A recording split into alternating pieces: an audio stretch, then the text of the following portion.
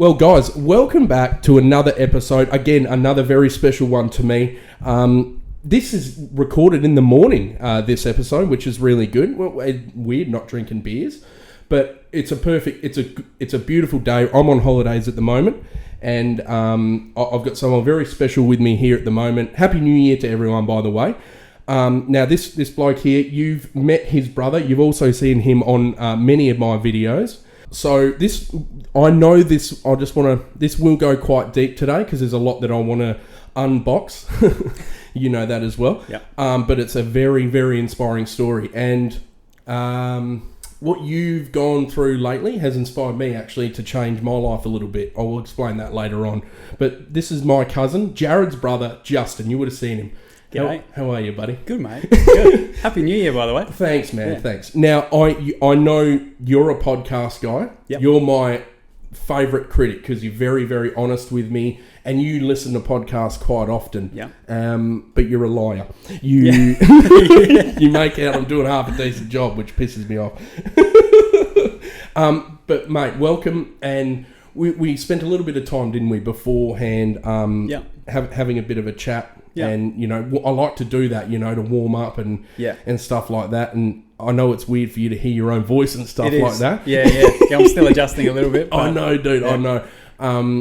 But, how are you feeling? Good. I did warn you that when the lights would come on, it's quite invasive, dude. Yeah. It changed the scene a little bit. But it did, eh? No, I'm just thinking about, when we watch Jazz do it. Yeah.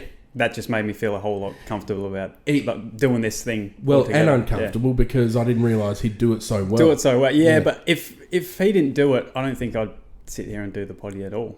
No, I know what you mean. I don't mean that to sound bad. No, but I just understand. watching him do it so comfortably, and I learnt so much about him. Even he's my own brother. I know. And just listening to a 3-hour potty of him and chatting to you, I learnt so much about my own brother. So it was, But then hopefully I can do the same. Yeah. You will. I promise you. That's why I wanted to get you on here for so long. You got a wicked story, and I'm not going to do the usual thing and start off. How did you get into full drive? This is not even full drive related at all. You've got a whole different part. You love all that stuff, dude. I do, but I don't do a whole lot of enough. it. So, you don't do enough. Yeah, I don't do enough of it. Yeah. But you've got a whole different path, dude. Yep. I mean, guys, I can't wait for you to hear this because I'm always so fascinated. This is a very different one because it's not a path that everyone's doing. It's much more unique. So, dude, why don't we just get straight into it? Yeah, I'll tell you where I wanted to start. So, can you remember the day you were born? No. No, the thing I wanted to chat about was, so Jared's actually like a proper, like, professional drummer. So, like you're in a band. Jared.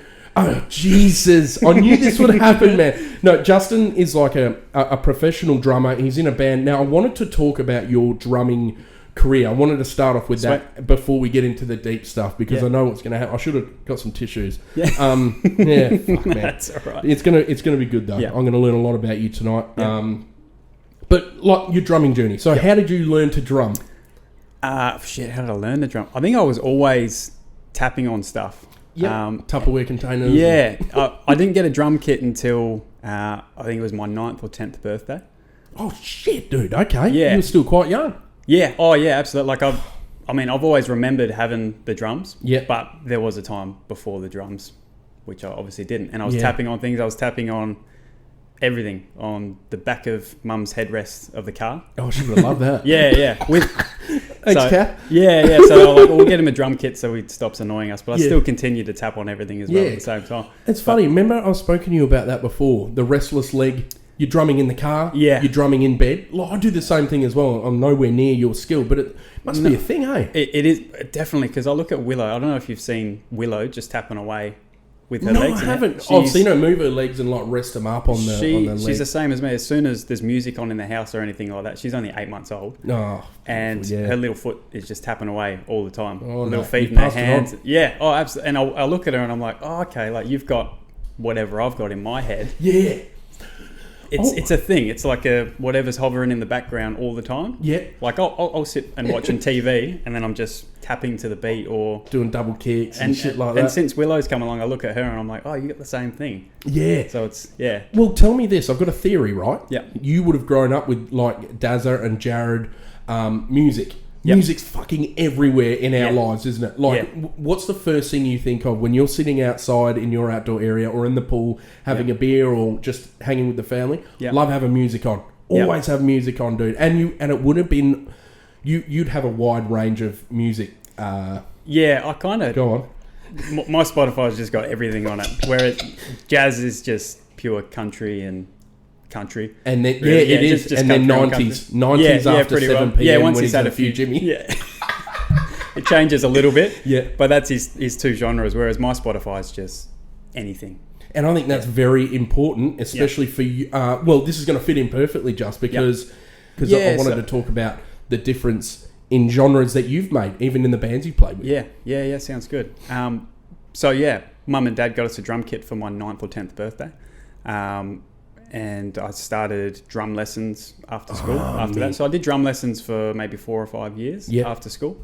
And kind of got to a point where I wasn't progressing any more than that from the drum lessons. Whether that was, well, it's probably more so where I was at the time. Yeah. And then started just learning from ear, like putting headphones in and then just playing along to my favourite songs. That's the most fun though. Yeah, and I learnt more doing that. Yeah. Or progress quicker doing that because I was able to actually play full songs rather than just... Yeah. Of course, do lessons at the start, learn the basics, learn the techniques. Yeah, learn how to cover stuff-ups, like... Yeah. And quickly get back into beat, I'm guessing. Well, when it was lessons, it was kind of just you're doing patterns over and over again. It's muscle memory. Shit, dude. You're learning to read music, write music, everything like that, which is cool. Oh, wow, man. And I still know how to do all that. So you can read musical and all that? Yeah. Oh, scares the shit out of me. It scares the shit out of me, the thought of that, eh? I didn't know that, see? It's super... Drums is pretty easy when you look at drums written down. Yep. And then if I were to tell you each of the cymbals is each of the drums, the snare, hi-hat, you would look at it because you played drums before and you go, oh, okay, I understand how that happened. But I love your confidence in me, but I don't have that. It gets pretty difficult, but I can read it pretty well. Yeah. Especially the shit that you would like to... I mean, okay. Well, then what got you into gigging and stuff? Because you really dove in, dude, eh? Yeah. I think it was just... A lot of my decisions is just timing and luck. You know what I mean? Like, I saw... It was when I was 15 or 16. Met up with these guys. Didn't know them prior to.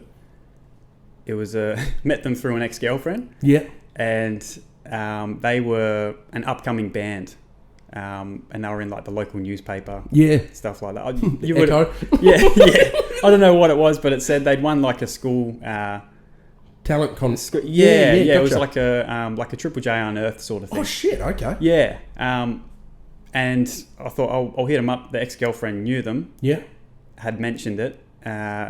So I thought I'll hit them up and see if they're looking for a drummer. They obviously already had a drummer, but just my luck, they were like, yeah, actually our drummer's moving on. Oh. Send us a video of you playing. Oh wow. Which was that would have been out of your comfort zone. I don't have that video is probably on YouTube somewhere. Oh really? Because the only way of doing it at the time was like I'll put it on YouTube, share it. Yeah, exactly. Yeah, so I'm sure it's still on there somewhere. Be shocking. But, I would have been 15 at the time. 15. But yeah, we started pretty well straight away. Just started practicing in one of the boys' garages. Yeah. Mum would drop me off with my drum kit there, and then within the year we were playing gigs together. So much effort involved, isn't there? Yeah. You know, whole drum kit. Yeah. Well, I guess all the guitar players, it's like, yeah, beautiful speaker and a couple of wires. Especially when you rock up to a show, when you're playing drums, like you're the first one there before anyone's like you're there when the venue's opening. Yeah. Cart all the drums in, get the drums mic'd up, sound check them. Tune them, everything, and then do your sound check with the band, and then you're pretty well straight into the show. And after I've seen that. It's out. Oh yeah, it's you're there at, say the show's getting played at 8 o'clock at night. I'm there at 3 o'clock in the afternoon, loading the drums in and doing all that then. And then you're the last one there at the end of the night, packing them down and then taking them into the car. So you've got it down to a fine art, though. I've gotten pretty good at it. Yeah. I'm not fucking around anymore. I literally watched Justin at the you play quite regularly at the Rosemount, and I've seen it. Like, as soon as the show's finished, beautiful photos. Everyone starts coming out. You're like a bum, bum, bum, bum, putting it all away. Yeah, because it is, man. It's the most labour intensive, isn't it? Yeah, it's. I mean, the quicker I get them in the car, the quicker I can go and chat to everyone and relax a little bit. Yeah. If they're still sitting up there, I've got in the back of my head, oh, fuck, I need to go pack them up before midnight. So I just get it done with quick and then get out of there. And then it's putting them all together and making sure they're all in the same spot. And the fascinating thing about you setting up your drums that no one hardly would know if you're not in the game is you would... I was like, how do you know all the heights and stuff like that? Yeah. It's not like Step Brothers where it's holding the two It's a little bit like Step Brothers. But tell us how you do that. How do you memorise all the heights and the angles and shit like that? I'm not memorising anything. I set it up at home exactly. Well, I've got it exactly how I want over the years. I've kind of tweaked it a little bit. Yeah, man. But once I knew I had it pretty close, I just started putting Sharpie texture marks all over because they're all stands, like your boom stands here. Yeah, like that. So if you want them in the exact same position, just Sharpie marks and then arrows on them so that when you're setting it back up, it's all goes to the same place. It's so funny. You would have thought I would have learnt that from you, but it's like even the angle of the guest and me changes if I put it all in it'd be like one down there, one up here, but so much to learn, hey? Yeah, and you would have had to learn all that by yourself. Yeah. Oh, and that, and just seeing other people do it on Instagram and YouTube and seeing other drummers. A lot of them put like tape on the floor or like bits of Velcro just so you can see where all the stands sit. So what, as in all the legs? Yeah. That's fucking clever, so isn't it? How drums always sit on a mat.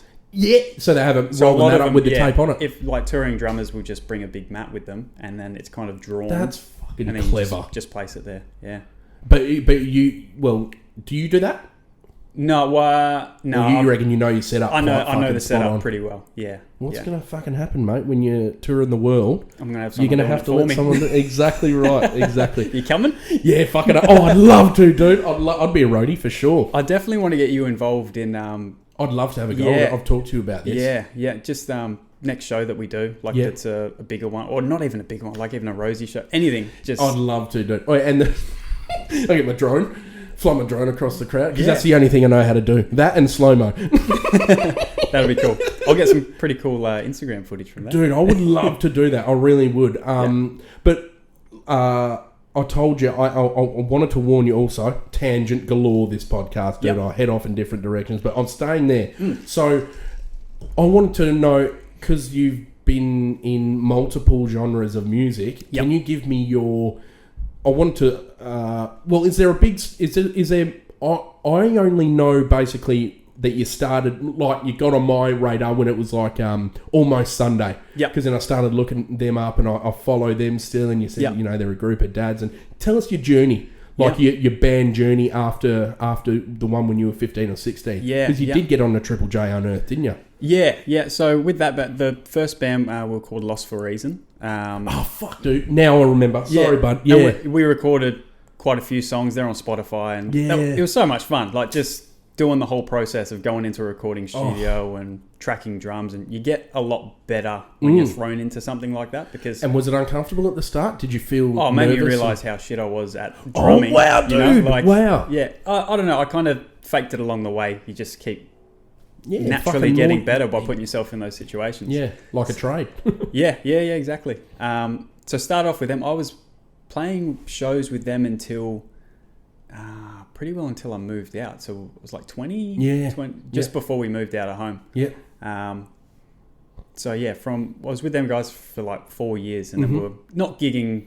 Yeah, I was just going to ask that. Too much, but at the peak, we were maybe gigging once a week, once a fortnight. Oh fuck! Yeah, we're doing regular shows at the Rosemount, and we did a show at Amplifier, which that was probably still one of the best shows that we've ever played, because it's a nightclub. Yeah, dude, and it's very intimate. Yeah. You're very close to the crowd, aren't you? And that crowd is full on. Fuck yeah. I remember going to Amplifier, seeing In Heart's Wake, Buried in Verona. Yeah, saw all them there. Love them. Yeah. Loved it. It's a good venue. Yeah. That was wicked.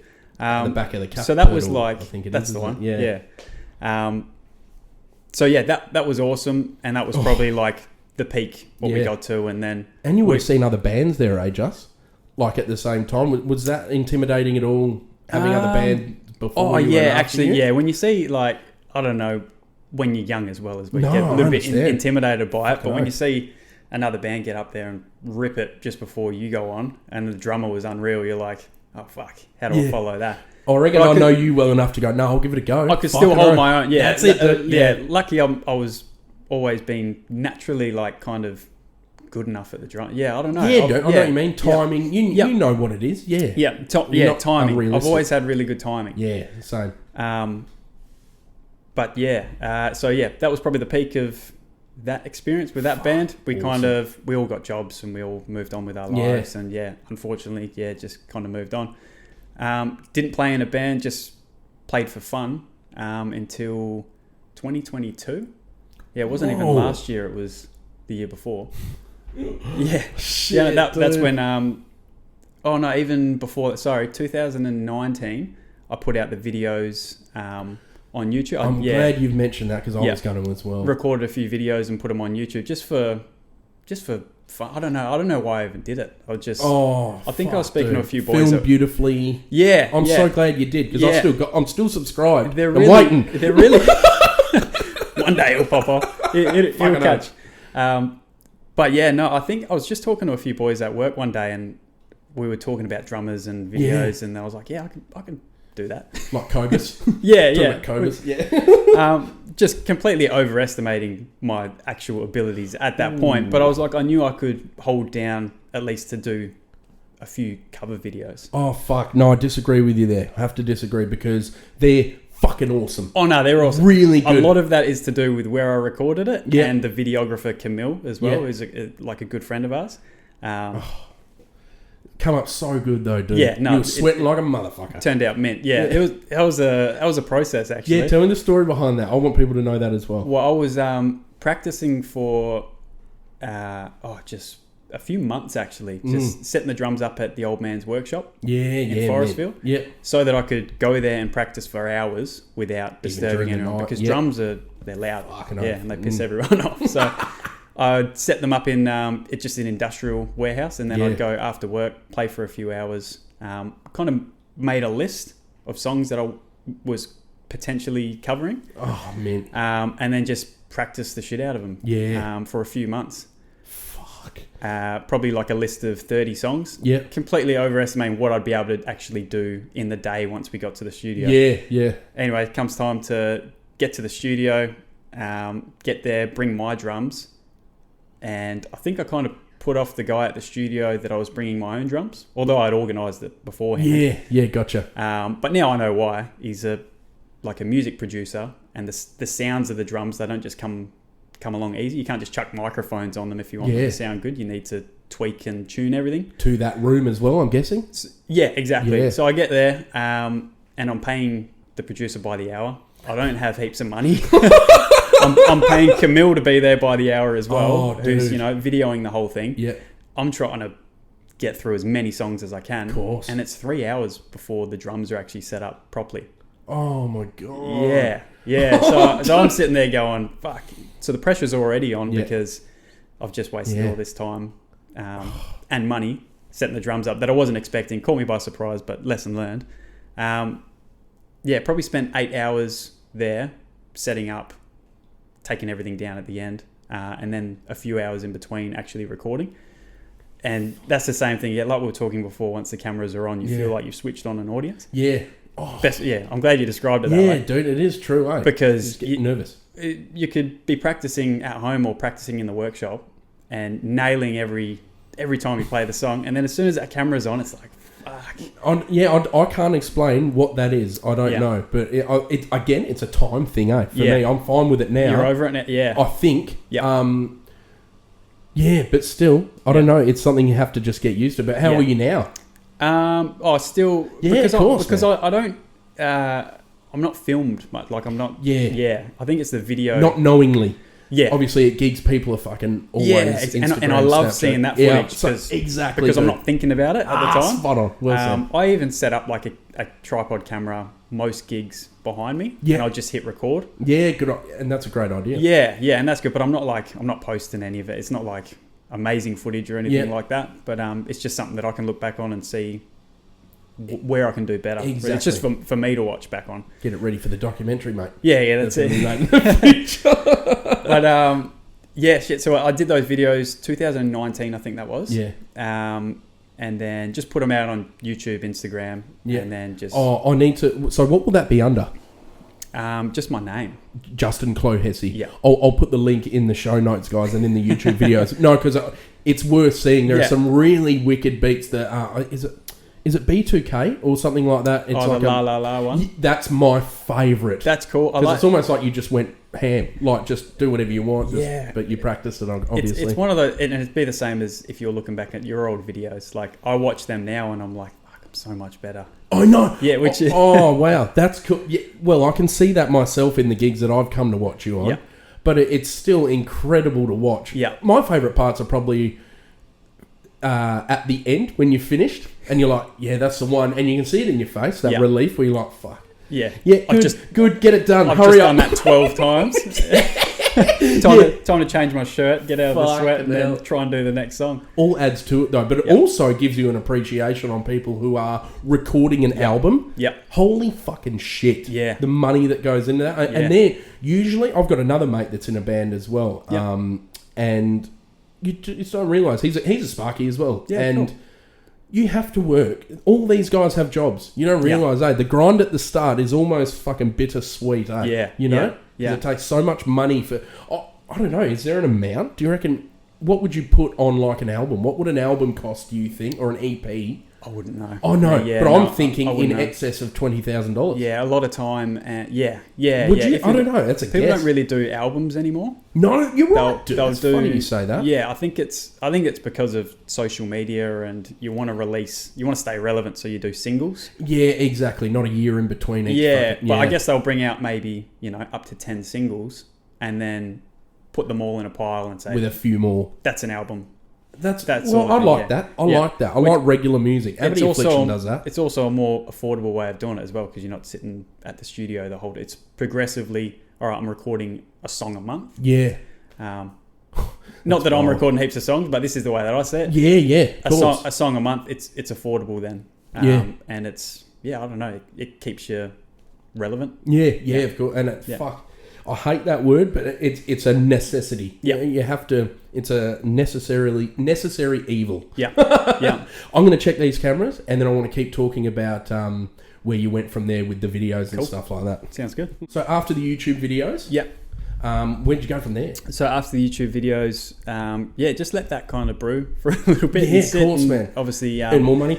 Spent a little bit more than what I probably should have, but it was a good experience because it made me realise if I was to kind of pursue that path, you need to do it from home. Yeah. I mean, you could do it. It costs you a lot of money going to a studio and doing that every time, and there'd be better ways of doing it.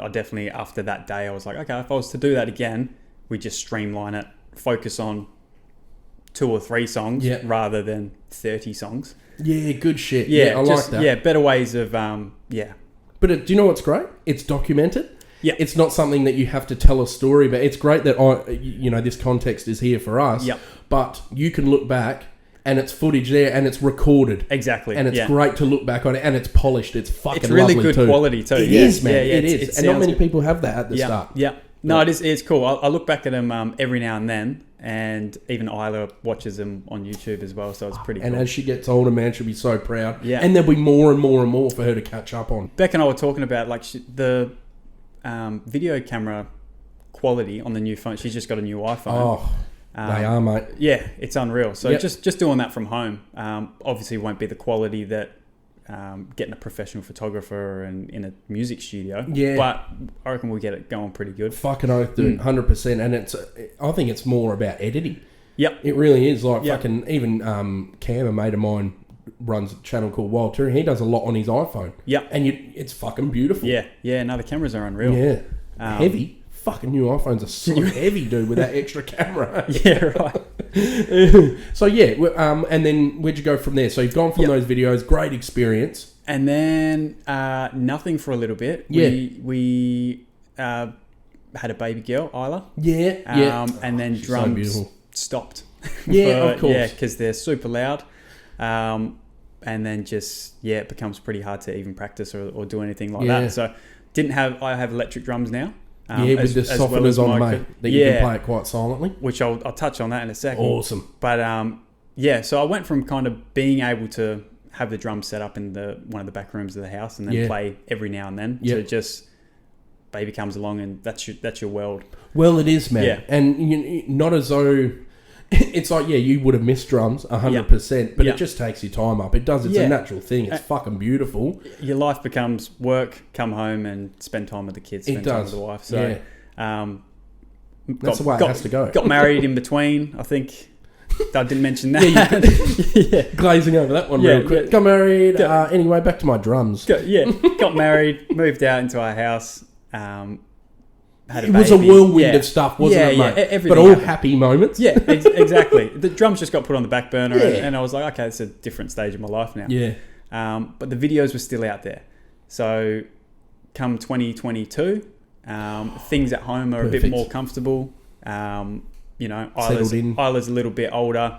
I can start doing my hobbies again. 100%, man. Yeah, you get a bit more free, and it's important, isn't it? I guess that first year, when bub comes along, it's just, it consumes you. It's everything that you do. The shit that you're learning too. 100%. It's a new world, which no one really tells you about or explains it, and no one can explain to you. The first poo is black. Yeah. Like Sikaflex. Yeah. I need to just warn every dad of that, dude. I was not ready. Tar poos. Yeah. Peels off like Hubba Bubba. You just tell the nurse, can you show me how to change a nappy? I don't know how to do it, and they'll do it for you. Sir, it's the 9th time now. Do it again. Yeah, I'm a visual learner. But so come 2022, I get a message on Facebook saying, hey, seen your videos on YouTube. We're looking for a drummer. Would it be something you're interested in? And I thought, fuck it. I had a look at I was actually chatting to him for a little bit. Yeah. They're all young dads like myself. Yeah. All in the same situation. I'd said in the messages, look, I don't have time to be gigging regularly. And they said, yep, sweet. We're in the same situation. Like, we want to catch up once a month. Yep. At a rehearsal studio, all play together, and then when it comes time to gigging, we'll start playing some shows. Yeah. So that was like early, I think it was like Feb 2022. Yep. And we did that once a month, catching up, playing drums until later in the year, I think around September. So I'd gone from not playing drums for a couple of years, put it on the back burner, to... It's a long time too, mate, isn't it, you know? Oh, yeah, like you do... It's like riding a bike. You pick it back up pretty quick. Yeah, that's it. But... Rusty. In no way would I have been able to just jump into playing shows or anything like that at the start of 2022. Like, no way. I wasn't confident in my own abilities. Yeah, of course. So I've been practicing once a month with the band, but practicing every day or every couple of days because I've got to learn. They're already an established band. Oh, that's right. Yeah. Their drummer had left for whatever reason. So I had to learn all of their songs. They already knew them, obviously. Yeah. So that's why I had to practice more, obviously. So I was practicing catch up. Every day or every couple of days, get home from work, spend an hour learning the songs and playing the songs so that when I rock up, put it this way, the first rehearsal that we had, where it was almost like a tryout for the band, it wasn't like you're the drummer, it's show us that you can play drums first. Exactly. Because you can fake it on videos too. Yeah. You know? So didn't think about that. So by the time I actually got to that first rehearsal with them, I knew all the songs back to front, and then we literally played through start to finish what would be a whole set if we would do a show. Yeah.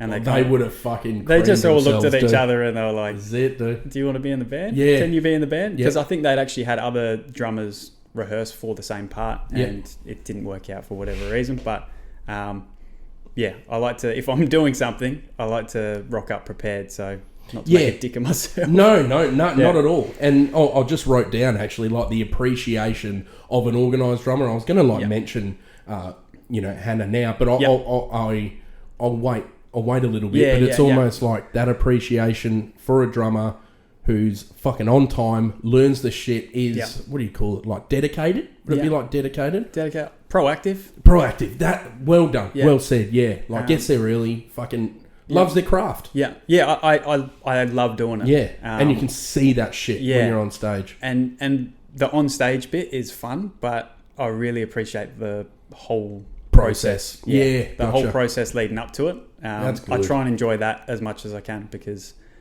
it's fun. Yeah. Like it's fun going from we'll touch on this in a bit, but like just learning songs and not knowing how to play them. Yep. To putting your own putting your own spin on the songs, and then fucking awesome to what it actually becomes when you're playing it live. It's a well-oiled machine. Like it's man. I also want to talk about the feeling of like I remember you telling me the first time that like you heard it on speaker, like all mic'd up and that, but you tell that whenever you're ready. Yeah. Oh well. Yeah. I'll say that now. Oh, lovely dude. Yeah. That was. That's probably what like has drawn me to the playing live shows. Yeah. Because you play drums, and when you're young as well, you don't know how to tune drums. You don't know how to like. You have a go at it, but they sound pretty shit if they're not recorded up and in a live setting. Yeah, you don't think it at the time until you've heard it. No, exactly. If you go walk into someone's shed and they've got a drum kit set up, it's going to sound fucking loud. It's not going to sound good at all. But our first show that we played, we were the sound checking band. Interesting. Yeah, what does that mean, man? So usually on a Thursday night at the Rosie, there'll be 4 or 5 bands playing. Yep. The headlining act, it depends. They kind of get to choose who they want to sound check. Interesting. So the headlining act will do a sound check because they want to get their levels right. Yeah.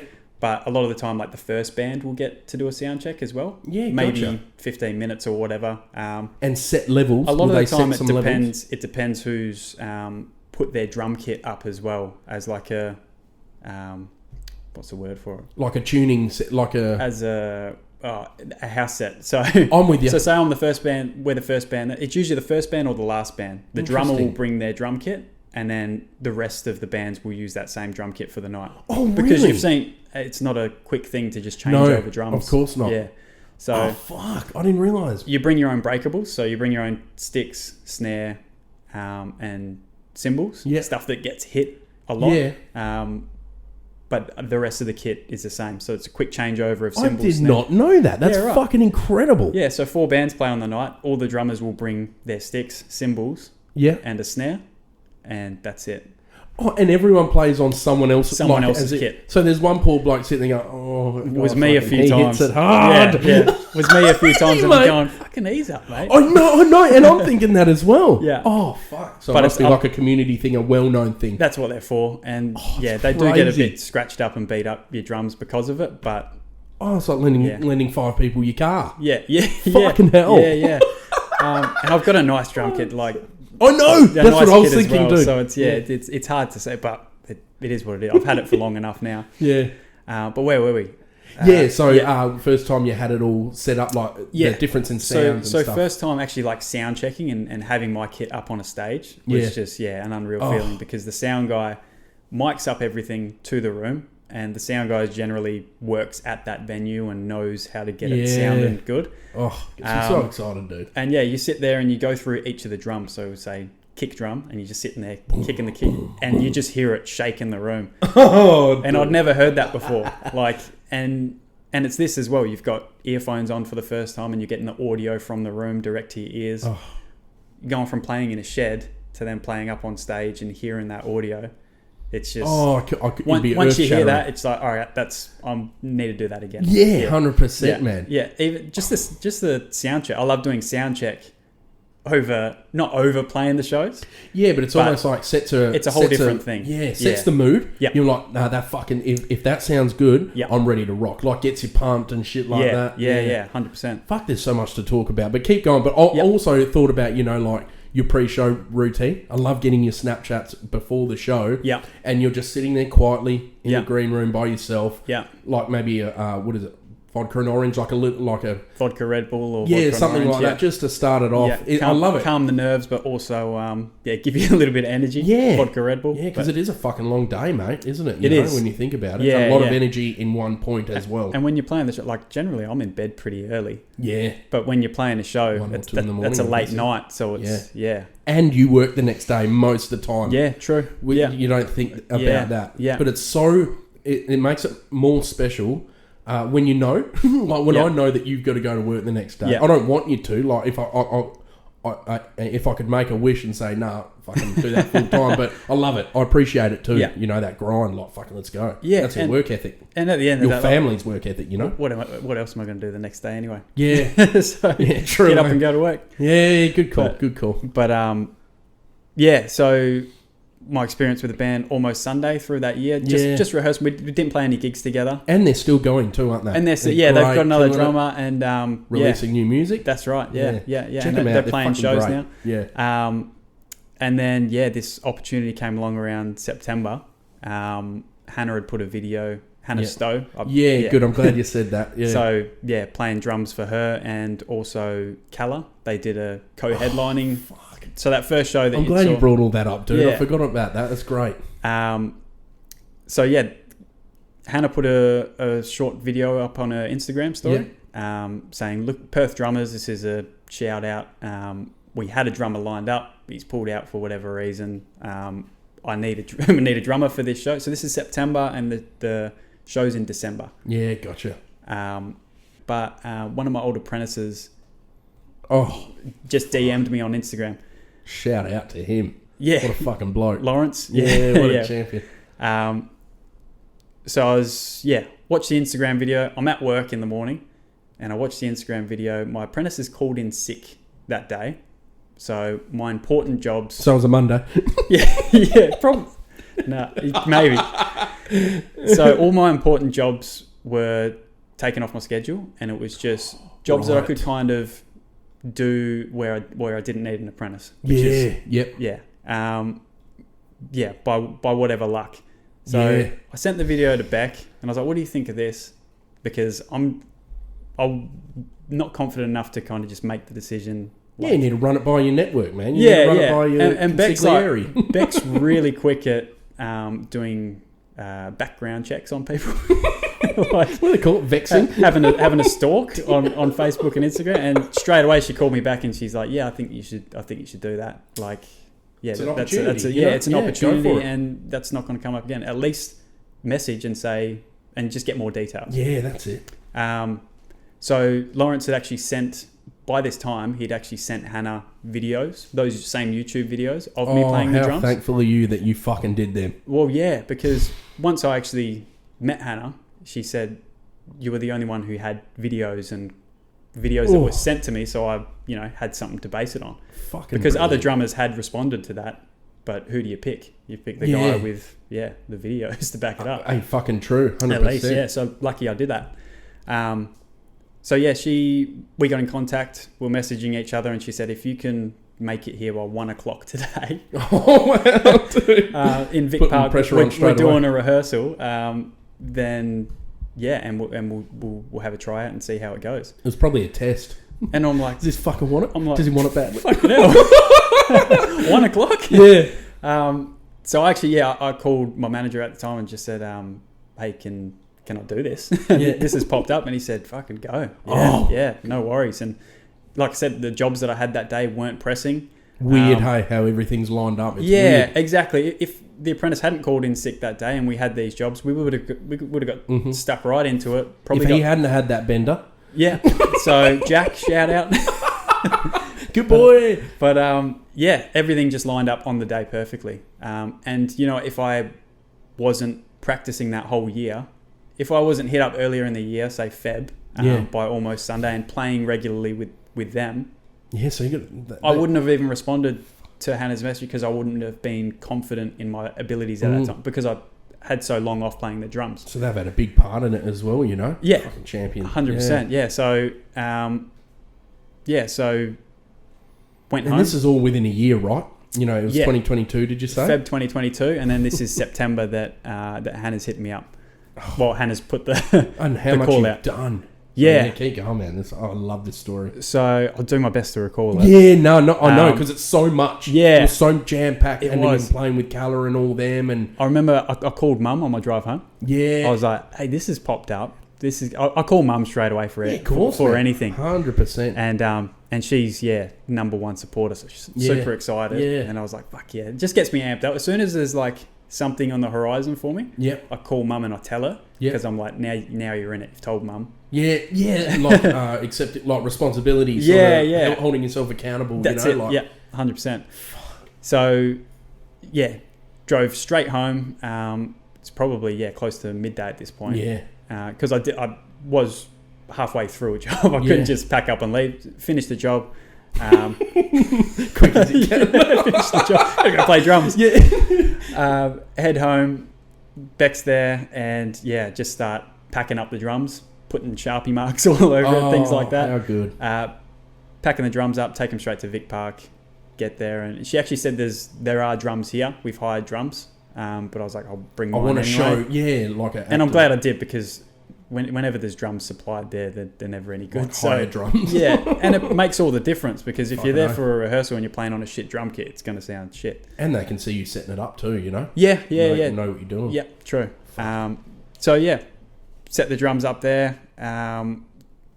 Gave her notice that I had no idea of any of the songs, or obviously I was only hearing about her that day. Yeah. So the time I had to listen to her music was 2 half-an-hour drives from the city home, and then from home to Vic Park. Nervous as fuck, obviously. Yeah.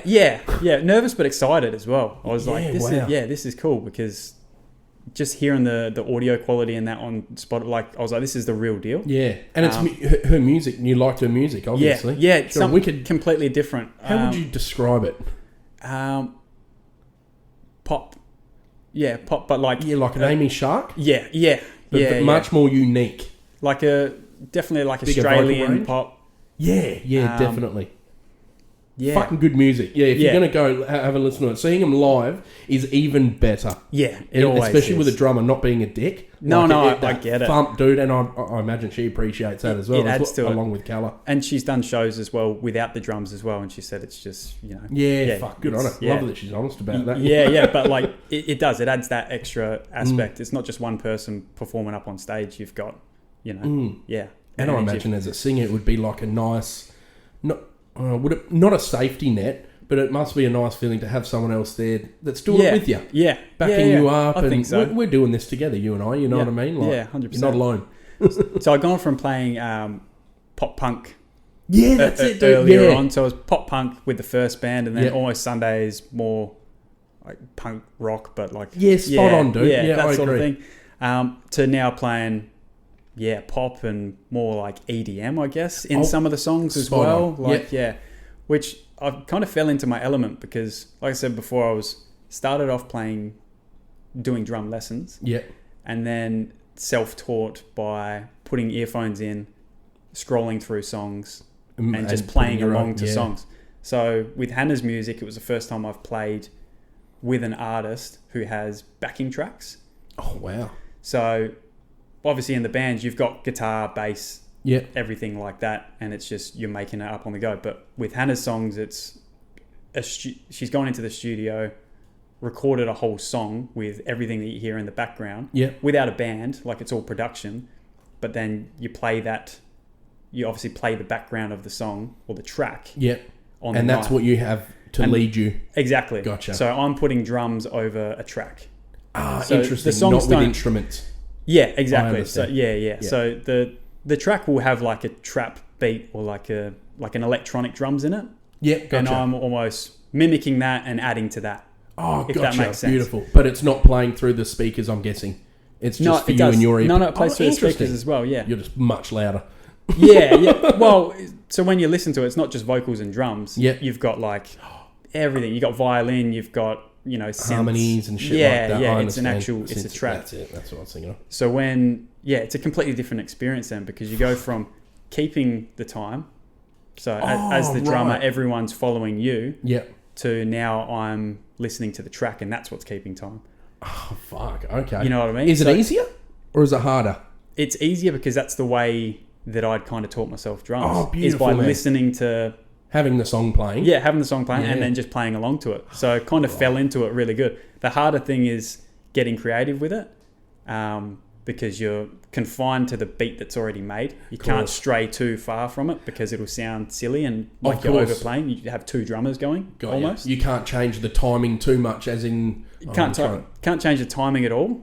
Yeah. The beat you can get creative. Right. Yeah. That's what I was thinking. Yeah. So it's cool. Like you can play around with it, and I really enjoy it. Like it's how most music is played now anyway. Interesting. Yeah. It's the drummer playing along to a track. Yep. Which even like starting the tracks, everything like that. So I have a sample pad to the side. That's so interesting, man. So it's cool. It's something that we've done along the way to make things a bit easier. But at the start, we were triggering tracks from a laptop off the side of the stage. I've got a sample pad. So we started mucking around with that and seeing what we can actually do with it. Seeing if it helps you having control there instead of starting something and you're like, oh, fuck. Yeah, you know? exactly. Well, I've got control of all the songs and the set list there. So I've got Hannah's whole set and Callah's whole set uploaded onto the sample pad. Yeah. And it's just, okay, what song do you want? I've got it in order for the set, but say you're doing encore or something like that and you want a certain song. Dude, fuck, I love this stuff. Go back to that song, you can, start it and stop it by just pressing... Different effects, things like that. Haven't done too much on the sample pad other than start and stop. Yeah, of course. But it's a fucking learning thing. But it's good to have that control there, isn't it? Exactly. Yeah, 100%. You look even worse if you're miscommunicating. Yeah, you know? or otherwise you've got someone on the side of the stage with a laptop. Like, okay, good. I know. Start the track. So you got to fucking go. But, you can't stop. Yeah, exactly. Whereas now it's just I've got full control of that. Yeah, that's good. I like that. So I'll muck around with the sample pad at home. I haven't done practice with it too much with it creatively on stage yet. Oh wow! Okay, but it'll be cool to see what I can actually do with that too. I want to ask more about that. I'm just going to check these cameras.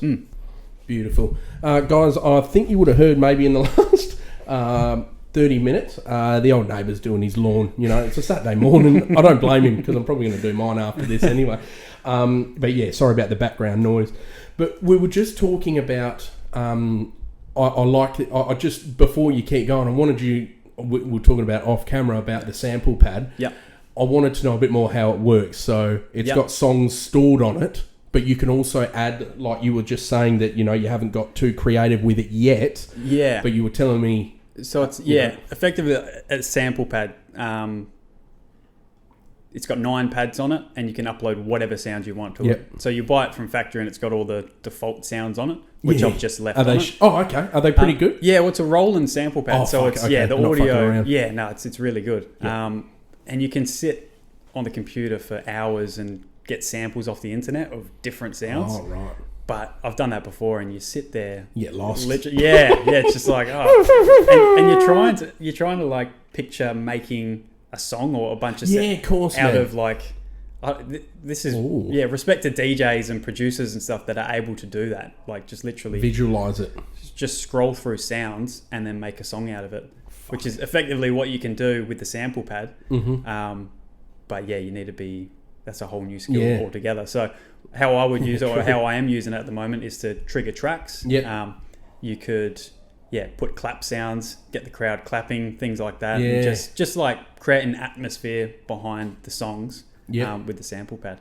You got acoustic drums and you're basically bringing an electric component to it. Yeah, which is wicked. You know, I love that because they're all bunched together at the right circumstances. Well, quite obviously, it sounds fucking amazing. Sounds mint. It's different live. If you Everything's different live. 100%. And if you watch any drummers that are playing for, you know, the big artists, they've all got their acoustic kit, but there's electric components everywhere. Yeah, which is the way it goes now. Yeah, that's the way it is. And it's cool. It sounds good. It sounds exactly, really good. Dude. Yeah. So I've gone on a tangent. I apologise. Where were we? So did the rehearsal that day. Oh, beautiful, dude! With caught Hannah right up. Yep. That was me meeting Hannah and Callah. Yeah, awesome people. We've built an awesome relationship. You have since, now, and did that day.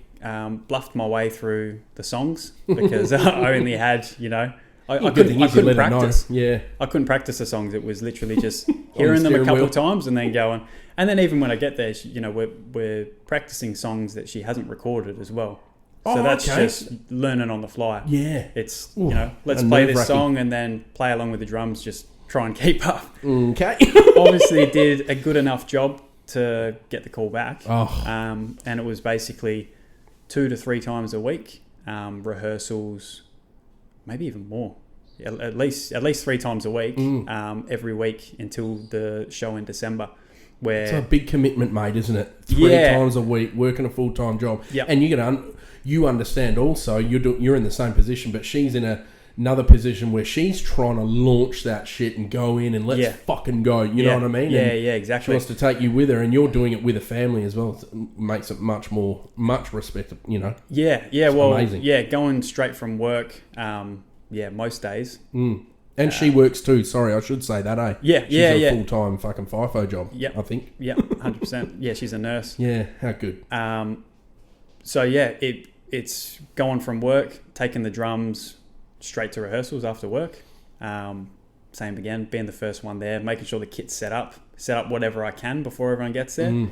Everyone rolls in, and then there were teething problems at the start because we're all new to putting on like a headlining show. Yeah, of really. Course. New to each other as well. Yeah, exactly. So there was a hell of a lot to learn. Like it even got to November and we're all going, fuck, are we going to be able to do this show? Like it's in a month now and we haven't, by where I thought we should have been in November. Yeah, gotcha. I'm like, we should be doing this show like back to front, no worries by now. Yeah, and it wasn't that at all. No, interesting, dude. Just there's so many components. Like I was saying, with the backing tracks and with the drums, the audio. In the drum shield issue, remember you had that fucking... I remember exactly. Like the drums backfeeding through the mics. We're having a lot of issues in rehearsals, trying to figure that out. Yeah. Which you don't have that issue live, but still when you're trying to rehearse a show... You want to get it as close to the actual experience as possible. Yeah, exactly.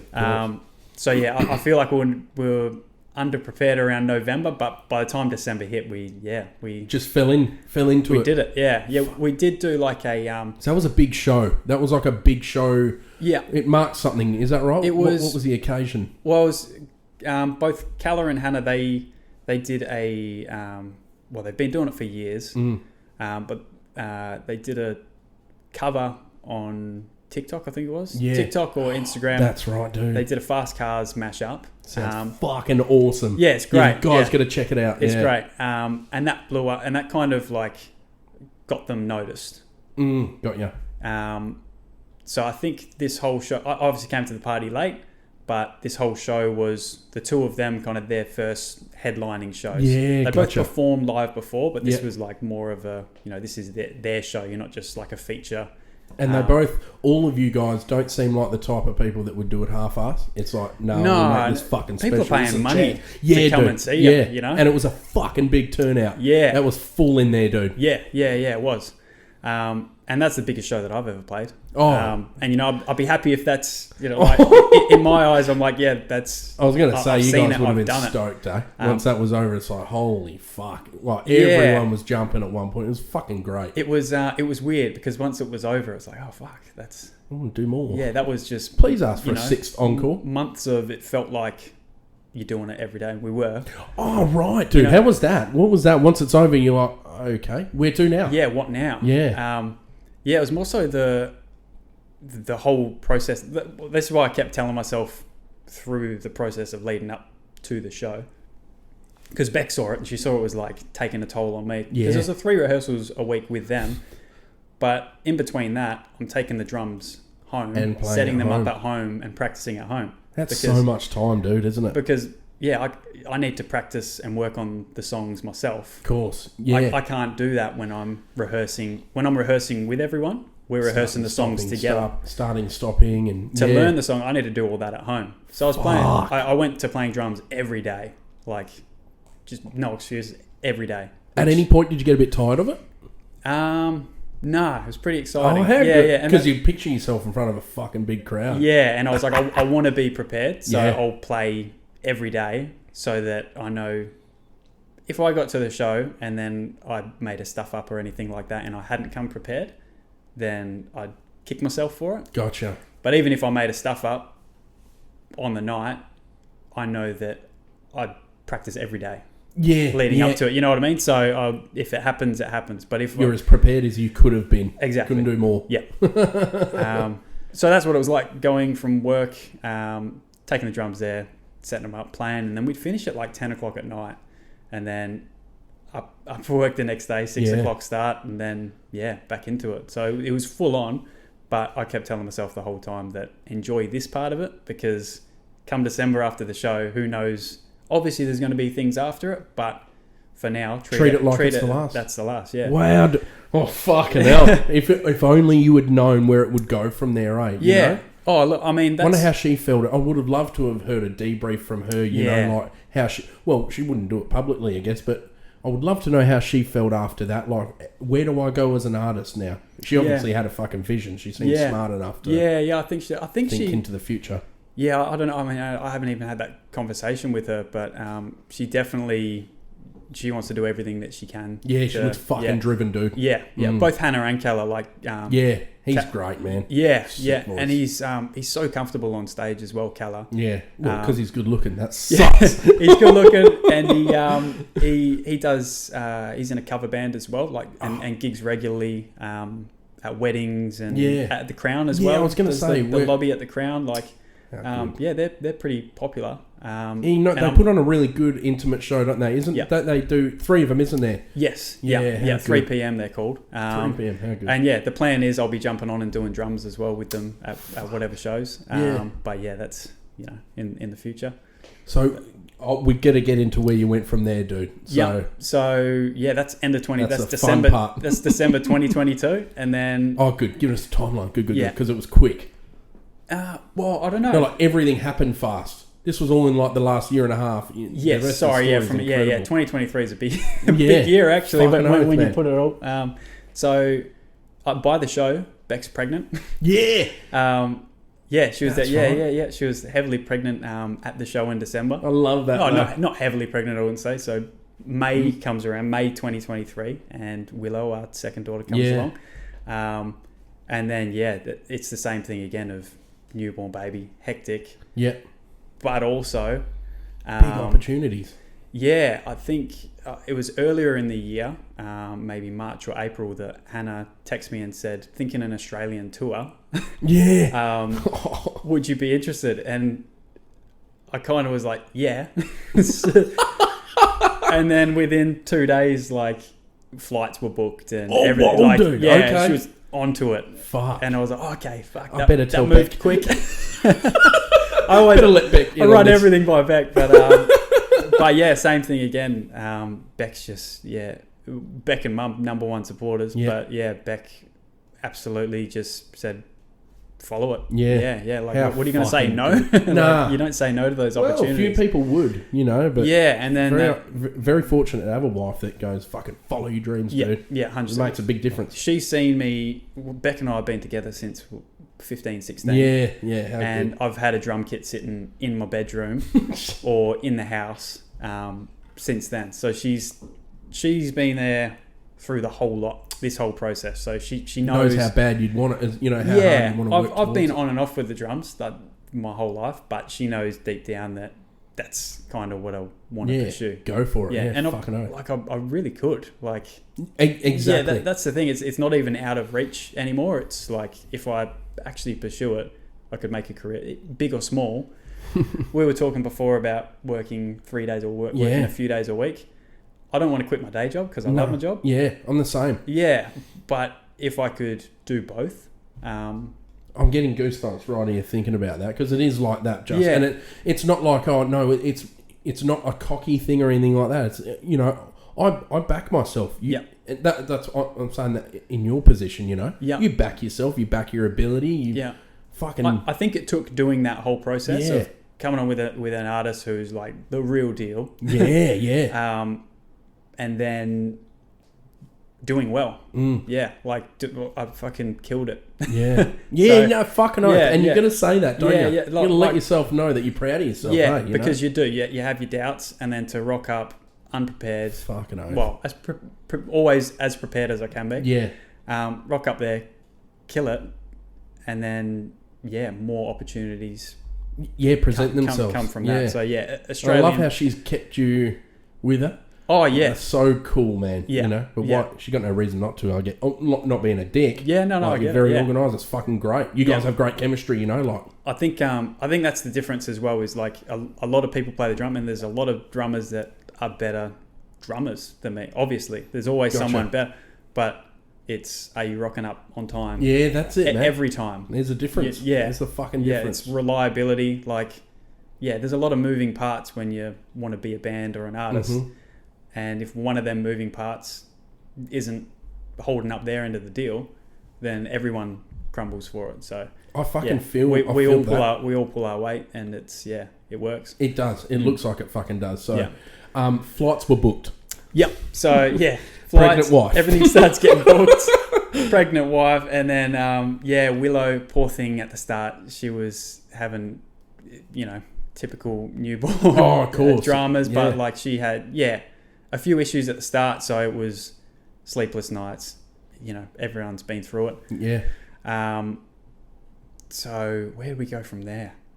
So that's May, and then everything gets a little bit more hectic because you're now juggling rehearsals and everything, and now you've just got an extra component. Yeah, of course. And you're trying to be a good present dad at the time. I know. Well, that's the hardest thing, is like you got all this thing going on in the background, and you're just trying to do your best job at home as well.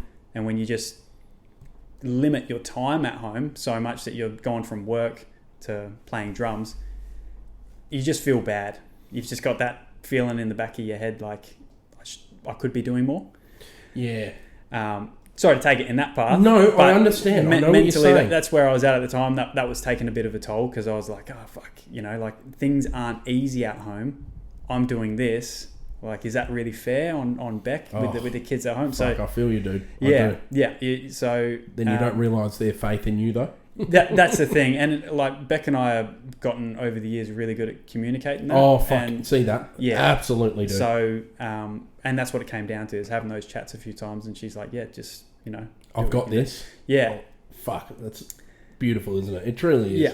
So, we ended up doing the tour. When was that? August.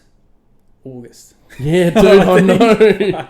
All a bit of a blur. But so over 2 weekends we did Adelaide, Sydney was the first leg, and then went back to work the following week, and then the following weekend again we did Brisbane and Melbourne. Fuck. And then your work's going to be okay with it as well, What a fucking champion and they are. That's what I'm talking about, like timing and everything, the stars aligning really. Everything falling in line, because but you had to work for it. 100%. Missed flights, late flights. It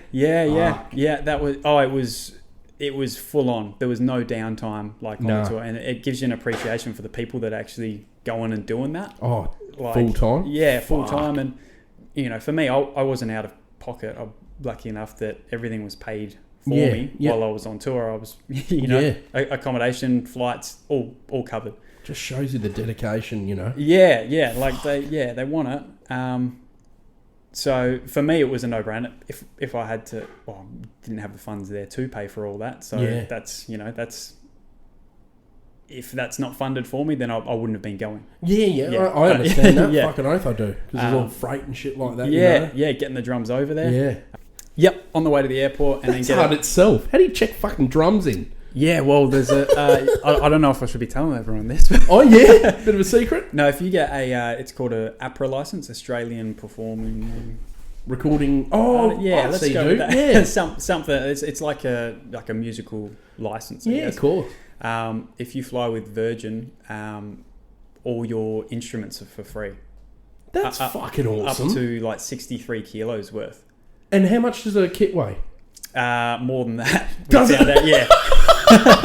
More than found that out like the hard way? 70 odd with all the stands and everything. So what we would do... Oh, true. We got 3 licenses between us, Calla, and myself. Cool. You're using all 3. So we would just check in the drums through each of us. That's clever, dude. That's fucking awesome. I love Virgin for that. Otherwise, I was...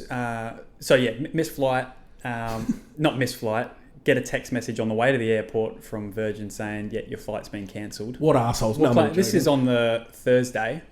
And then Friday we're playing in Adelaide. Gotcha.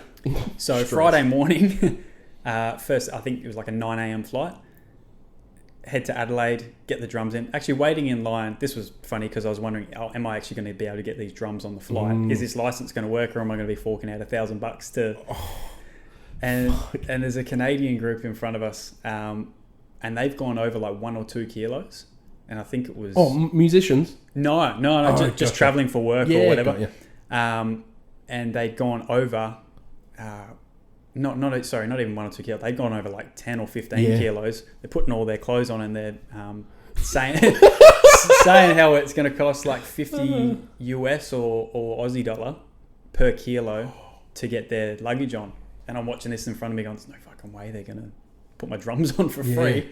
But yeah, they did. Oh, yeah, that's cool. Yeah, noted there, and then off they went. So that would have been a nerve-wracking little wait, that, actually, thinking, fucking hell. I was wondering, because there was only really one email that I had as well, and it was like fine print, like, yeah, you've got up to 60 odd kilos, this many packages. I'm like, okay, we'll see. If we I get super anxious though if I know there could be a little bit of a kink or anything. I'm like, fuck, I'm fucked. Yeah, I'm fucked. Yeah, I'm out.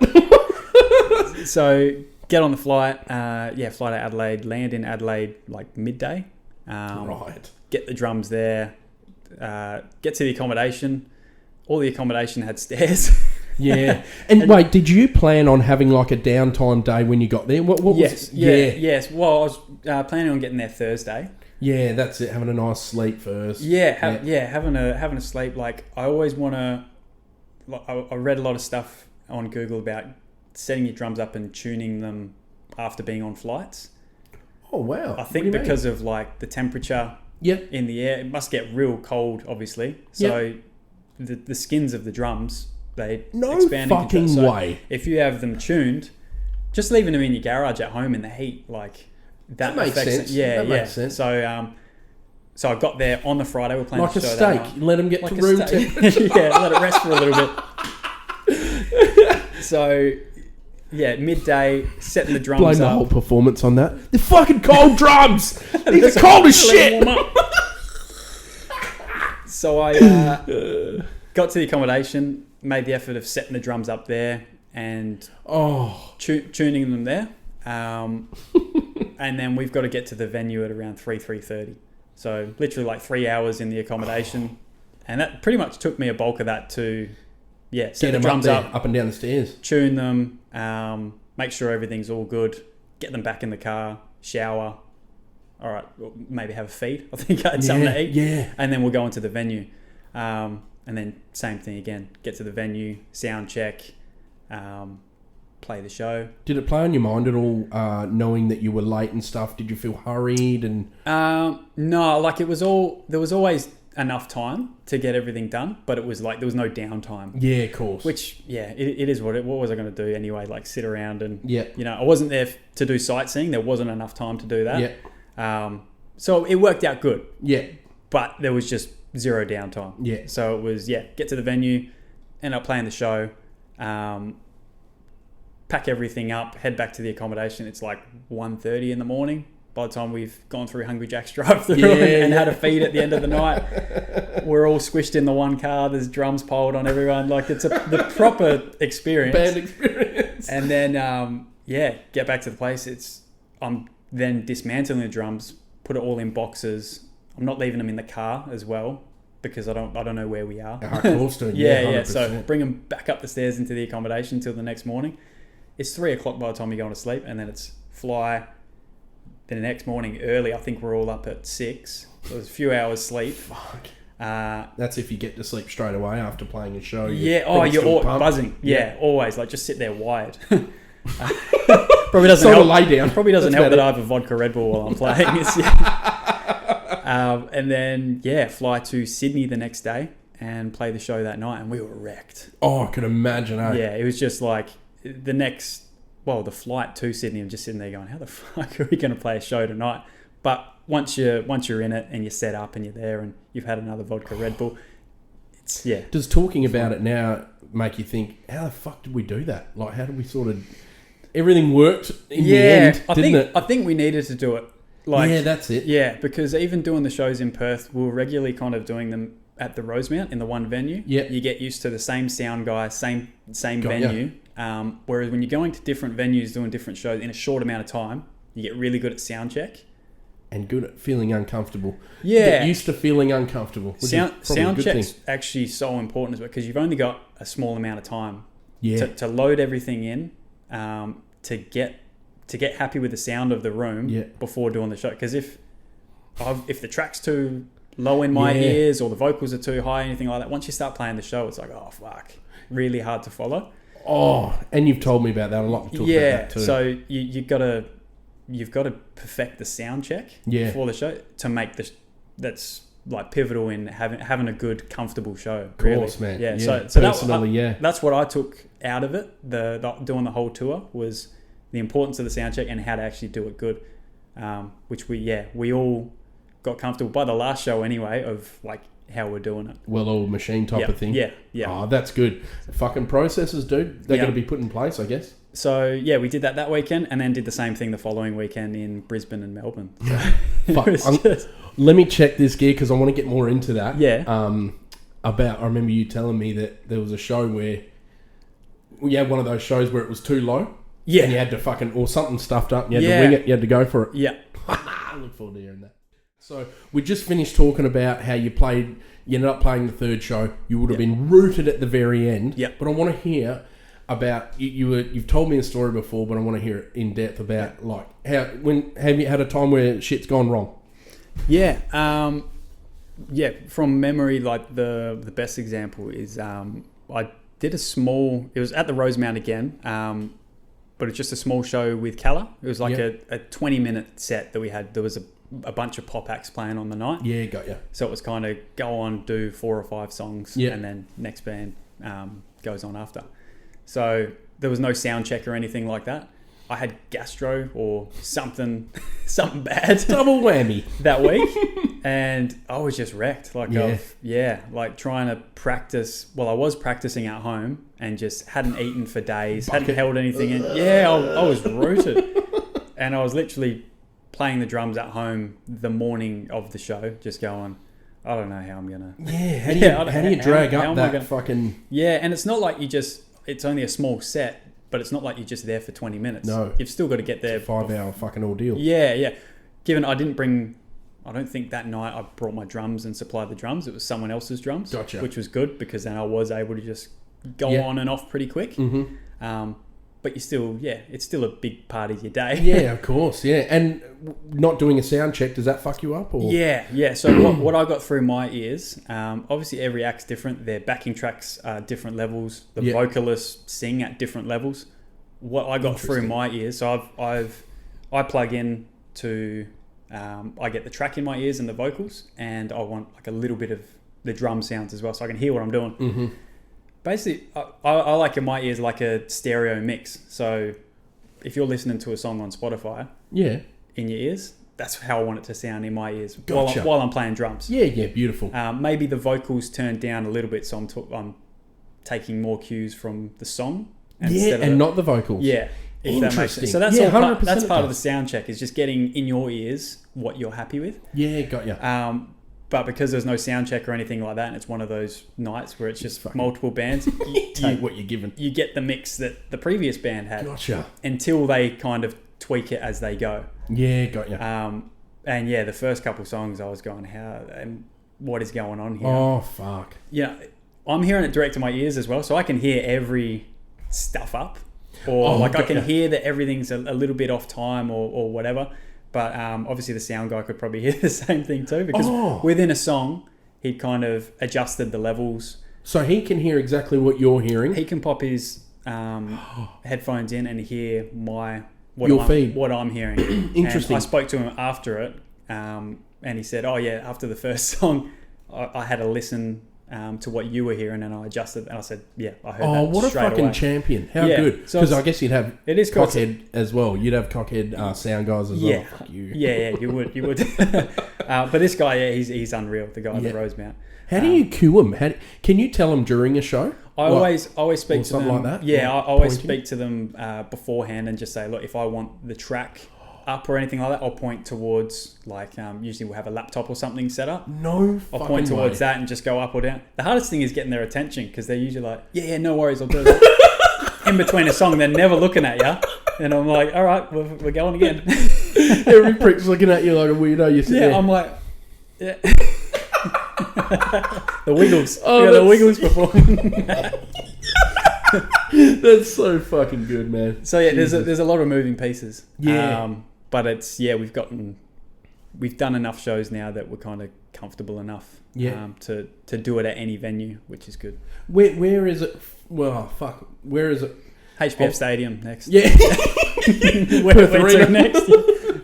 No, I was going to sort of say what are the plans next, but then something's been thrown. Yeah. So we're kind of coming at good timing. Yeah, I know what you mean, because it does tie in. Yeah. Because we can sort of backtrack and we did the tour talk about what happened on the tour. Like, yeah. True. Yeah. I did mention it. Yeah. Yeah. So actually leading up to the tour, there's so much going on, so I kind of put it on the back burner, but had this lump forming under my armpit. And I go to the gym in the morning, like I was going to the gym in the mornings. Well. Yeah. Doing all the right things, but I thought I'd just torn like a muscle or torn something in my pec. Yeah. So I just left it, gritted my teeth, and I'm not the type of person to go to the doctor and get. I think it's like with a lot of people as well. You don't go to the doctor unless you really need to. Spot on. And I had too much going on at the time. I was like, okay, that's not important. Which, in hindsight. Oh fuck. But, yeah. So had a bit of pain popping up under my right arm, and even through the tour, like I was chewing Nurofen because it was just become unbearable. And you're fucking on it. I'm on it as well. Yeah, and it fucking got big as well. I was only looking at photos of it the other day. Like it was like a golf ball size under my. Did you ever see it? No, I didn't. I've seen it after you've had some tests taken out of it, and it was still quite big. Yeah, now there's a nasty scar under there. Is there? Yeah, but fucking it's good reminder, right? Yeah. But yeah, big old golf ball size lump. But like peak when we were doing the tour, it was massive under my arm, and I'm like, okay, that's not right. But so Beck had the Monday. I landed back in Perth after the tour on the Sunday. And then was booked into the doctor on the Monday.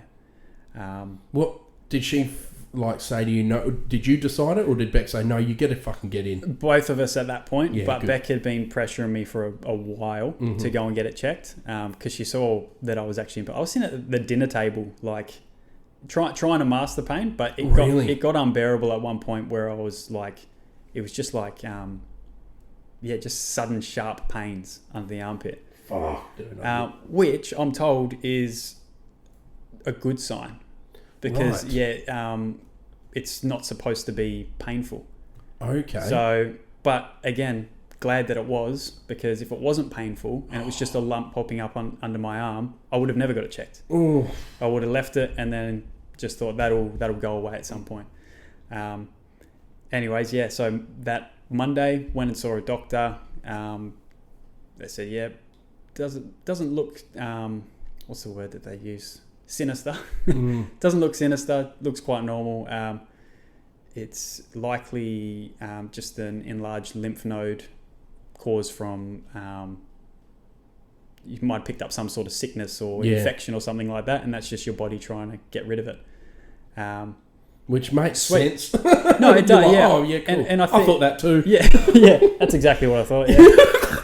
Just need to get you to check. So it was kind of antibiotics but go get a ultrasound and then. Oh, okay, good. Yeah. So, trying to recall this part as well. No, I know. So much happened so quick. Yeah, it all obviously back at work at the time as well. Busy at work. So still not treating it as, like they said, it's not sinister. Yeah. So not treating it as serious as I should have. real relaxed with it all at that point. Go get the scans done. Go get a needle biopsy where they take a needle, they take a little section of the lump or the tumour under the arm, and then they test that to see if it's cancerous. And that come back negative. So we're like, sweet, all right. Yeah. What is it? How do I get rid of this? Because I've had 2 rounds of antibiotics now. They've tried 2 different antibiotics. They said, if this one doesn't work, this one will get rid of it. It didn't. Still really painful, still chewing heaps of Nurofen each day. And then I start getting other symptoms as well, which I actually had during the tour as well. Itchiness. Yeah. I don't know if I explained it to you in before. the area or everywhere? Everywhere. My dude. legs especially. Like wow. It felt like I had bugs crawling under my skin. I'll show you photos on my phone later, because I was sending photos. Scratching it. Yeah, to Beck when I was in Brisbane. Really took off on the flight from Perth to Brisbane. That was my birthday. Yeah, it was too. I do remember you were away, yeah. Because I remember having drinks at the airport. Got real itchy. Like on the flight, itching my head, itching everywhere. And I'm like, fuck, someone's given me something. Lice. Yeah, someone's fucking... Body lice. Someone's sick around here. So I was just itchy, and the welts that were coming up all over my legs just from scratching, like it was it was like it was unbearable. Night sweats, which I didn't have at the start, but once I started seeing doctors, the question that they would start asking is, have you had night sweats, have you lost weight, when was your last COVID jab, that sort of thing. I do remember this. But I was seeing multiple doctors, and that was basically the questions that they would ask. I'm like, no, I'm not getting any night sweats, but I've got itchiness, I've got all this. Beck has already been, you should Google your stuff, but it does give you a little bit of an idea of what's going on. Beck was... Also makes you check yourself. Beck was itching. Beck was Googling all my symptoms that I was having, and it all pointed towards lymphoma. Mm-hmm. And I was like, well, they've said antibiotics, it's not sinister, so it's not that. We've also had the biopsy, so, it's not that. Saw my uncle, who's a GP, and he put a pretty big rush on it.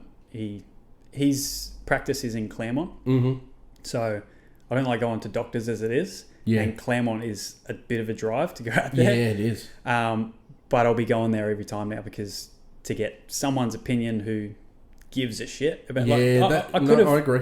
Getting a second opinion, I guess, is important, because I could have left it with the antibiotics and just gone, okay, sweet, this will go. It'll eventually go. This will go. Could be a year down the fucking We've track. had the needle biopsy, and that come back as negative. So, but he said, no, I'm going to put you through to a specialist hematologist who on it, because he says, well, I don't want to have to give you bad news, but this is how it's looking, and it's serious. And within the week, he got me in to see a specialist hematologist who ordered go get the lump surgically removed and a biopsy, like get right in there. Proper sample. And sure enough, did that pretty quickly, and it come back as you've got lymphoma. Fuck. So I hate to drag it here. Can you at all walk me through the day that you got told, like in the office? You had Beck obviously sitting beside you. So before that, I got a phone call from, I must have had blood tests or something that gave a little bit of an indication before the actual the surgical biopsy. My uncle had given us a call and said that it could be, these are your options. It's likely one of these things. And they were all, fucked. And I was sitting in my work ute before leaving the office, and I was just like, it didn't really affect me too much until I hung up the phone, and then I was like, fuck, that's fucking heavy. Goosebumps. I just started thinking about everything. I was like, oh wow, that's a life-changing, life is not the same from now on. Today. That was pretty upsetting hearing that. And I think even at that point, the not fully. We didn't know. This is kind of what it could be. So this is before I'd actually had the meeting with the specialist. Went and saw her. had the surgical biopsy, when I saw her again to discuss the results. Got the... I can't remember if we got the answer on that. Obviously, got told it was... The diagnosis is Hodgkin's lymphoma. Mm-hmm. But then we need to find out what stage it's at. Mm. Okay, sweet. You haven't been feeling the symptoms for too long. We've probably got it early then. You know what I mean? Like, the itchiness has only popped up a few weeks ago. Mm. At that point, I didn't have any night sweats because they kept asking me, have you had night sweats? But maybe like a couple days after that, I started having them.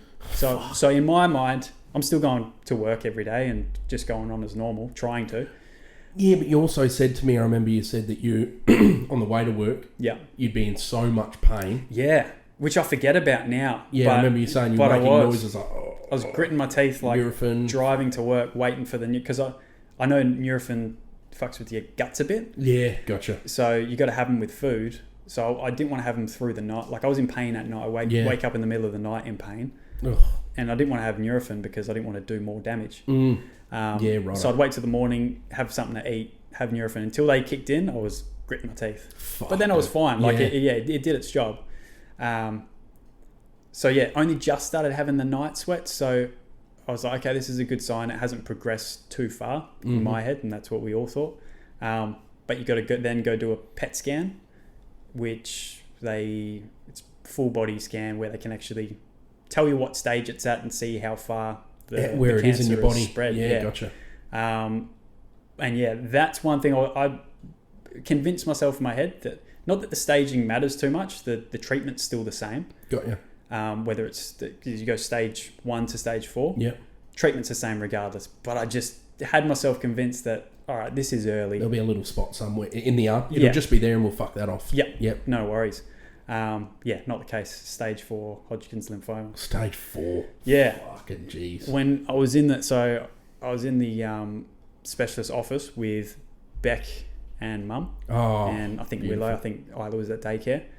And she's like, do you want to see the scan? So she said, are you sure you want to see the PET scan results? She'd showed me an example the week prior. She's like, this is what to expect from your PET scan.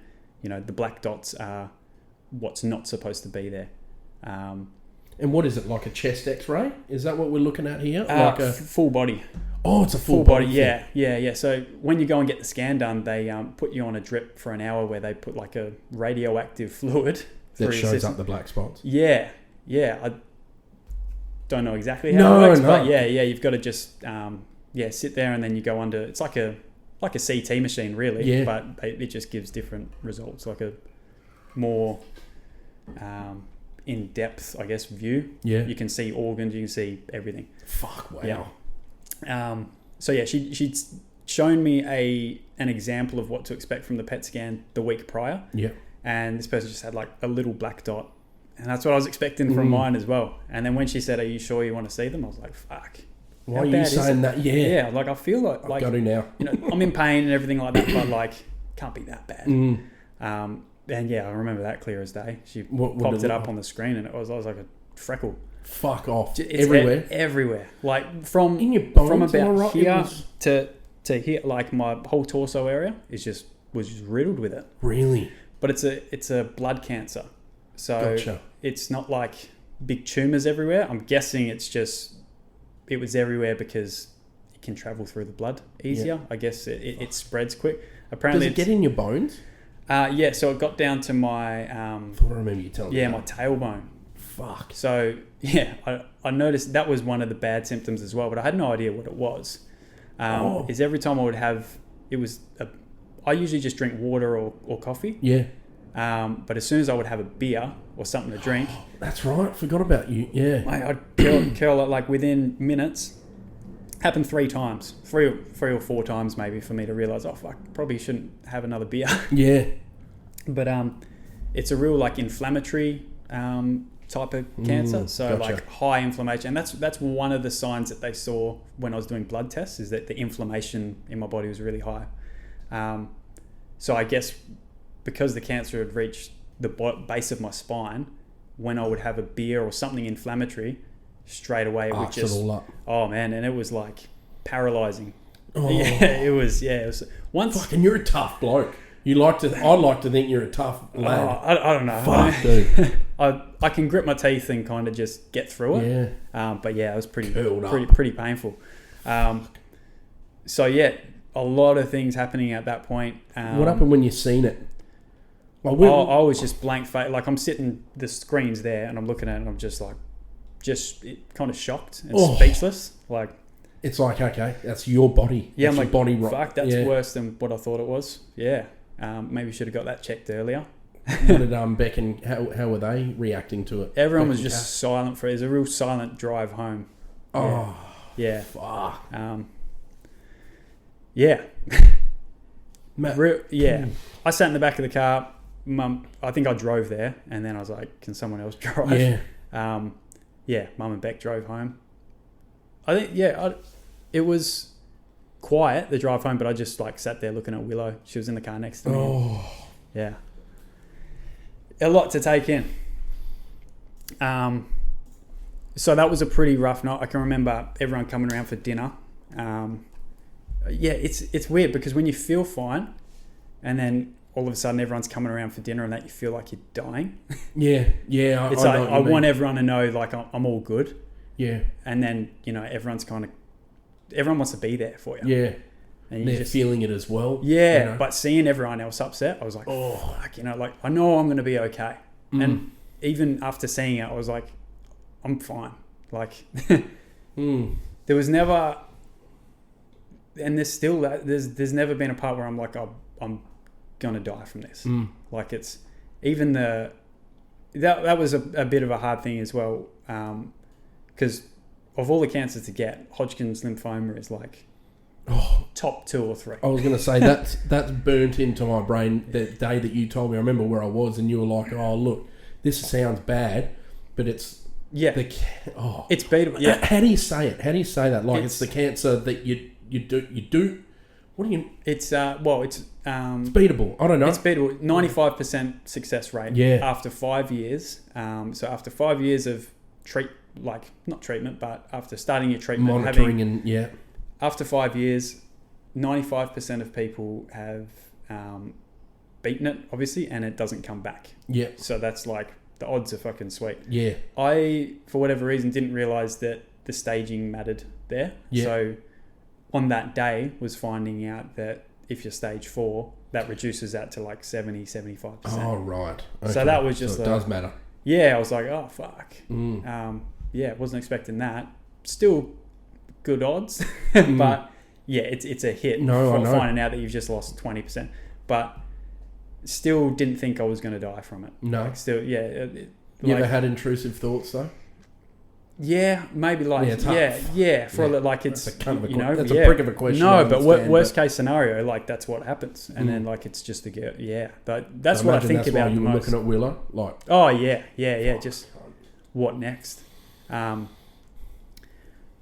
We all had dinner that night. It was a pretty rough day. I think I was still going to work the next day. Really? It was so fucking. Did that help? Someone stole my tools out of the back of my head as well. Fuck. Like that week as well. It was just went from high point to just rock bottom. Fuck. Within that week, just finding everything out. It was heavy. Yeah. To go from doing the tour and having so much fun, all the things happening, birth of my daughter and everything's like working out, and then to just get home and it just gets swept out from fucking beneath you. Oh, fuck. And is that what it felt like as well? Like, yeah, it felt weird. I can't even really explain the feeling. No. It's just, you don't feel like it's happening to you. And then, that night, I don't know if it was that night. I have a feeling that it probably was that night. Pretty gutted. Prior to that, I'd started speaking to or been put in contact with a guy that I used to work with. Oh, yeah. Yeah. Good. Perry. Glad you brought this up. And we'd been messaging. He had, in 2020, the exact same diagnosis as me. He was, I think, stage 2 Hodgkin's lymphoma. He had a big tumour. So I had mine pop up under my arm. He had it pop up in his lungs.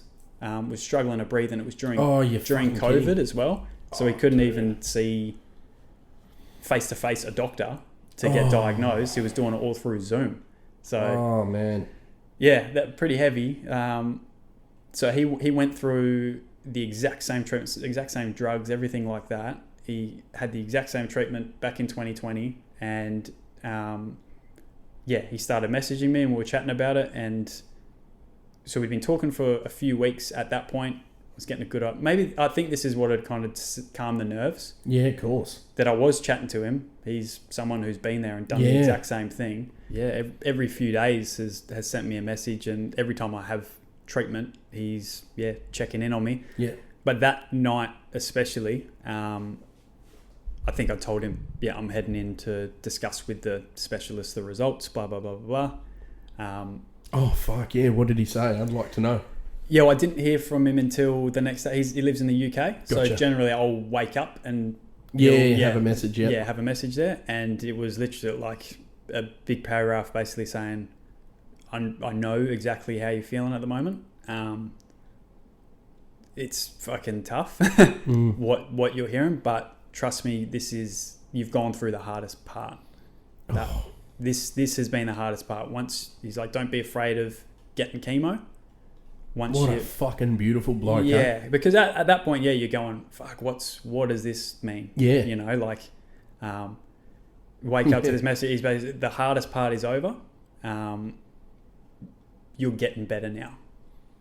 Interesting. Was basically you've sat and had the sleepless nights of waiting on results and things like that, and thinking that you just get stuck in your head. Was it a lot like that though? Just like, what were you thinking? Was it? I'm guessing. I know what type of bloke I am. It's all I could fucking think about.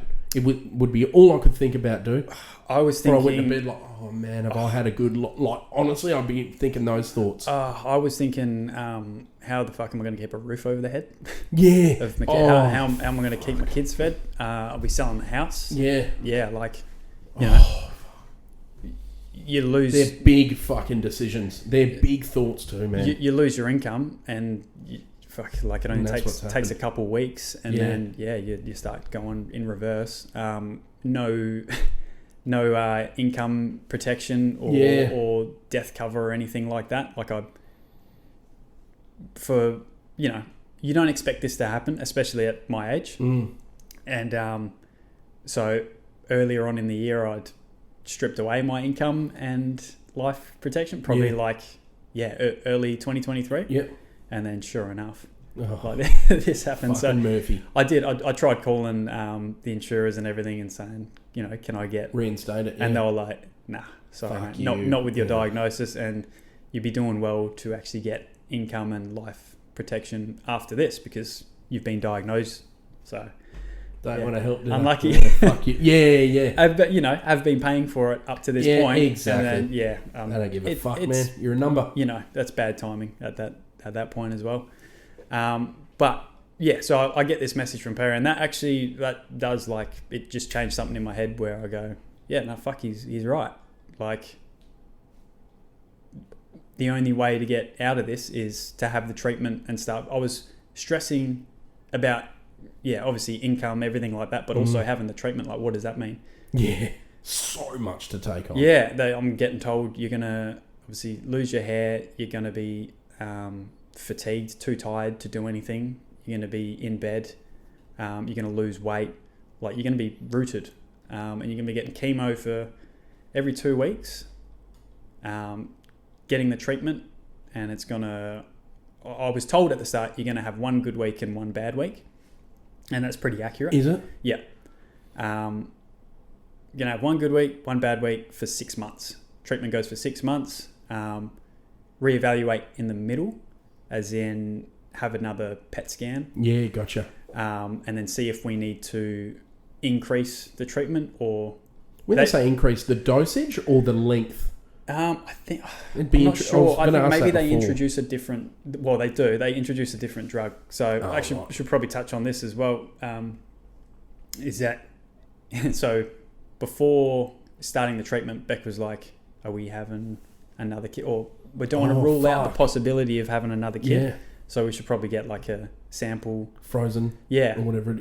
I was like, don't, we've got a full house at the moment, happy with it, but don't want to like rule out the possibility. Yeah, of course. Anyways, that was kind of decided for us because they were like, no, you can't delay treatment, and you're at a stage where we wouldn't save that sample anyway. Interesting. So I was like, okay, well, there goes that. But they basically said after treatment, you will go back to normal and you will be able to have kids. Mm-hmm. If we need to progress the treatment, so take further actions. Mm-hmm. So say I get the scan, like this isn't even an option for me at the moment. Like I'm not even thinking it as a possibility, but this is what could happen. They get the PET scan and the chemo that I'm on at the moment isn't doing what it's supposed to do. Yeah. Then they introduce another drug, but that means you're definitely not having kids or anything. Oh, really? Yeah. What, it sort of wipes that? Not sure what it does, but it's heavy enough. Sounds fucking powerful. You can't have kids after. Oh. So they start off on say there's 3 levels of treatment. They start off on the middle. Yeah. If that's working, they just keep you that the whole time. They don't take it down or anything like that. Yeah, of course. They just keep going with that for the 6 months. Yeah. If it's not working, they can up it to whatever else. That's really going to... If you do that... We haven't even gone through that option. So don't even think about it. Yeah. Well, I mean, how I'm feeling at the moment, I feel like it's doing its job. Yeah. Like the lump has gone. Has it really? Well, I mean, the lump they surgically removed a lot of it anyway, but there was still, you could feel in the armpit and there was fluid there or something, or hardness. So they didn't take it all out. Yeah. They just, because they're actually your glands anyway, so they can't take everything out. Yeah. So they took a majority of it, but left a bit of it there. Mm-hmm. And it hasn't gone, but it's going. Interesting. I can. So that's keeping it positive. Yeah, well, it's doing something. The night sweats have gone, the itchiness has gone, all those symptoms that I was having. Mm-hmm. I'm not in pain anymore. Yeah. So it's doing something. Good. I haven't had the scan to reinforce that statement, but from what I feel, it's doing something. So you mentioned before, right, how the doctors tried to prepare you and say, you're going to be tired, you're going to lose your hair, you're going to be, you're not going to be able to really do much. So feel like you've flipped that on its ass most of it, right? You got ahead of the hair thing. You got ahead of it. Shaved it off yourself. Yep. Again, that was and it shits me. Imagine me, guys. If you're looking or thinking, you know what I look like, and they're looking in this camera. Imagine me shaving my head off. I'd look like fucking Curly from the Three Stooges. Yeah, he looks like fucking Kelly Slater. Bullshit. Hate it. I do need to work on getting a beard after this. I noticed. You can pull off a bald head if you need facial hair. Yeah. And that's something I've never been able to do. So I'm going to need to either grow my hair back or... Yeah, you look good with a beard, but you look...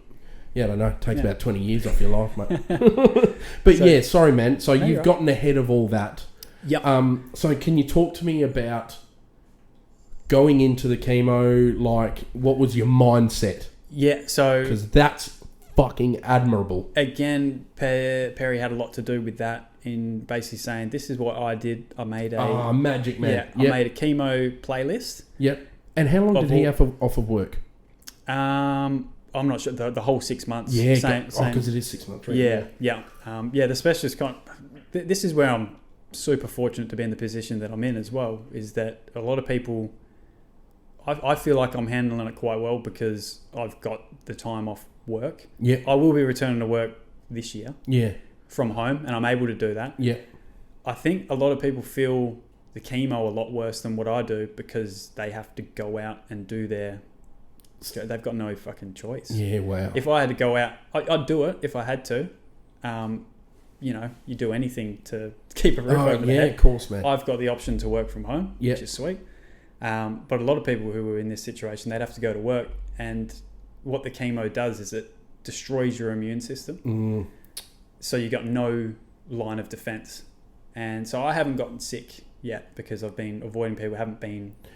Yeah, basically, I get blood tests every 2 weeks, and they say that my white blood count, or my white blood cells, are basically non-existent at the moment. And they're meant to regenerate, is that right? But what's Yeah, happened? they What's actually the deal there? They said so. Once it gets too low, you've got no immune system, so we would actually stop treatment. Usually, you've got nothing protecting you from infection or disease. Getting sick. If I get sick at the moment, I end up in hospital. Yeah, that's fucking wild. Yeah, even coming around here, guys. Sherry was great. She got ahead of it, disinfected the room. Like, honestly, just to be safe. You know, not as we none of us have been crook over the last fucking month or whatever. No, I appreciate it. And we check on that. Yeah, we're good like that, actually. But even like sunburn. Yeah. I didn't realise, man, we went and looked at all the Christmas lights and that, and not allowed only learnt it that night. Yeah, not allowed out in the sun. I've got like a UV app on my phone, which kind of says you need to be not out in the sun by like 7 in the morning. Fuck. It's like the UV's too high, and then like 4:30 in the afternoon. Apparently, I can go out, but it's still pretty fucking sunny. It is, man. Do you feel vulnerable, dude? Nah, not really. No? Nah, not really. Like I said, I haven't been sick yet. Yeah. And I haven't been putting myself in those situations. But like, if I was going to work, I got to speak face to face, pretty close to people. Yeah. Every day. Gotcha. And I think I would have gotten sick by now, 100%. Yeah. If I've got no immune system or nothing protecting me from getting sick, and I go near someone who's sick, then you get it. Yeah. And I think at the moment I've been feeling so good through all this, and that's because I've been able to, good. avoid it. Yeah, sorry, dude. I know you're fucking steering us off. No. It's just so much I want to know, but wanted to talk that your regimen, like your structure now. Yeah. How, so that's it. We're talking about Perry, and he said what he did.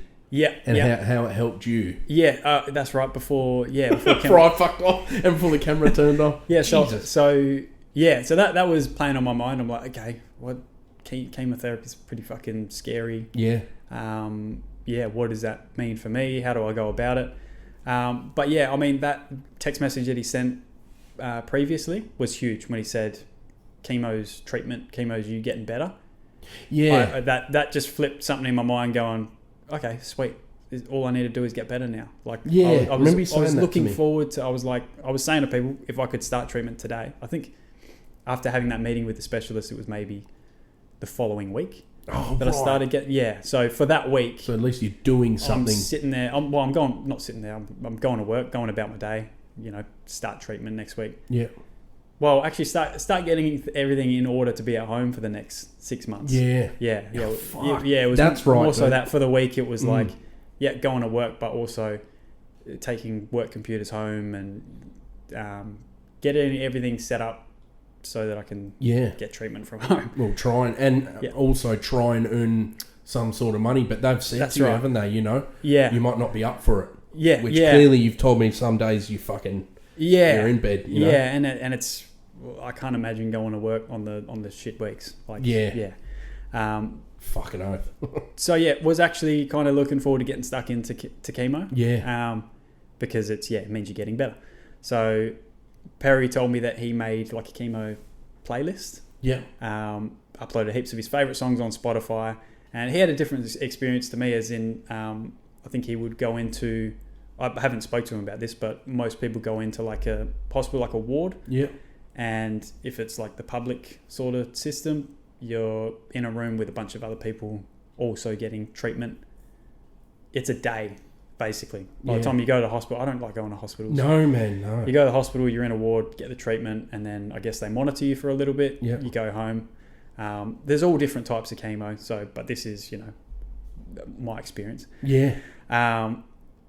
With private health, have the option to, you still need to pay on top, but get chemo from home. Oh, right. Wondered about that, yeah. So they bring everything to your house. Fuck. I probably should have mentioned, I got that port installed as well. Oh, that's right. Yeah, you did show me that, yeah. Yeah, because getting regular blood tests, getting everything like that, instead of ruining your veins, I've got an infuser port installed, which is like basically a direct line from above my chest here, which they inject and take samples from, whatever.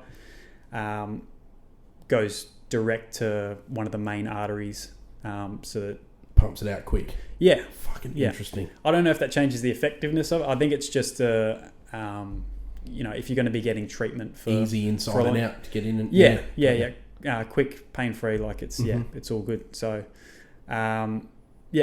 made a playlist, all my songs to kind of pump me up through it. And I did the first treatment. I just chucked my AirPods in and kind of sat through it. You don't feel it. It's just you're hooked up to a drip basically, and it lasts for 3 hours. But I've had great nurses as well. So like now I don't listen to the music. I just have a good chat. They're in your house for a few hours and they're lovely people. So just have a chat. Yeah, and it goes by quicker, I think. Yeah, like doing this. Like you have a chat and how long has it been? No, you know what I mean? Like So that's how long do you think it's been? That's what I've been doing. 2 hours. 2 hours, is it? It goes quick, man. It does. Yeah. So that's what I've been doing during treatment. It's just having a chat, and usually Beck's there, or otherwise she'll be out with the girls. And then because I'm on the couch, I'm able to, as soon as it's done, just lay down and chill out. And are you rooted when it's done, or can you feel it, or what's the deal there? First treatment, because they also give you steroid tablets and nausea tablets, everything like that, just before the treatment. Yeah. So that's supposed to counteract. It's kind of counteract the side effects straight away. And it's a pretty heavy dose. So the first couple of treatments, I didn't really feel it the first few days. Yeah, got you.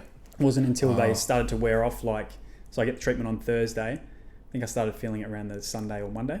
Oh, right. What does that entail?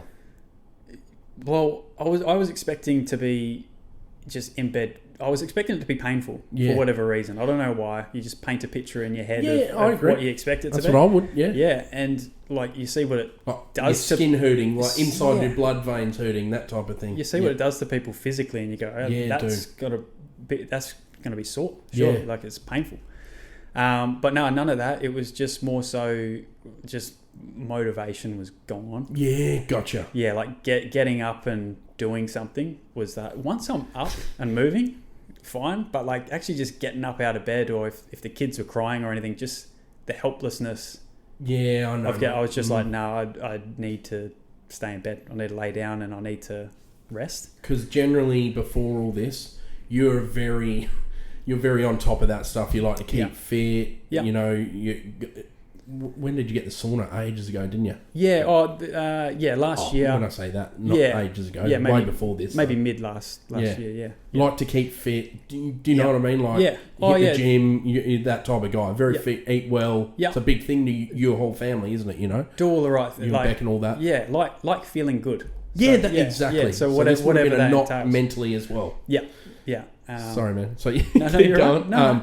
So when you feel shit, motivation's gone. Yeah. So the first treatment, I didn't really feel it for the first few days, and then kind of felt it on the tail end of it. But it was more so just you're a lot more tired than usual.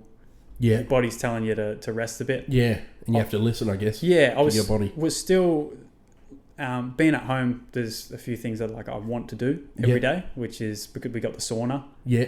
The sauna, the nurses have said, try and keep active or exercise in any way that you can. They said that's going to help you counteract the fatigue. Yeah. However that works. I was just singing that too. But I get it, because once you're actually moving and get the blood pumping, you're okay. Amazing but if you are, body do. Yeah, if you're laying down and just taking the grunt of it, you feel it more. Which is gotcha. So trying to do that, doing that every day is get up in the morning, turn the sauna on. That takes a little bit to heat up. So I'll go for a walk with Stitch, or a walk by myself because he can't walk every day now. He's getting old. He's a Frenchie, He's a little old wise Frenchie these days. By then, get back. Sauna's heated up. I'll jump in there. Go from the sauna to the pool. Yep. Back in the sauna, because I can't stay out and enjoy the pool in the middle of the day when I want to. No, I know, and that's hard. Yeah, so I go in early in the morning. Sauna, pool, back in the sauna, back in the pool, and then I'll have a shower and start my day. And because I've done those things, I'm up and I don't even on the chemo, I don't feel it for a little bit. Yeah. I feel completely just life is normal. Yeah. But then when it hits you, it knocks you for six. I kind of get I've got a battery. Yeah, I understand. Yeah, I do those things in the morning. I've got it out of the way, and I feel good about myself because I've moved today and I'm not just deteriorating. I'll make a good breakfast. And then after that, I do start to feel myself getting more tired and like you need to lay down. Yeah. Whatever. I'll kick my feet up for the day because you've done that work. I've already done that. Yeah. And sometimes I'll go do another workout or jump in the sauna again later in the day. Sometimes if I'm feeling up to it, but each treatment has got a little bit heavier on the fatigue side, like on the tiredness.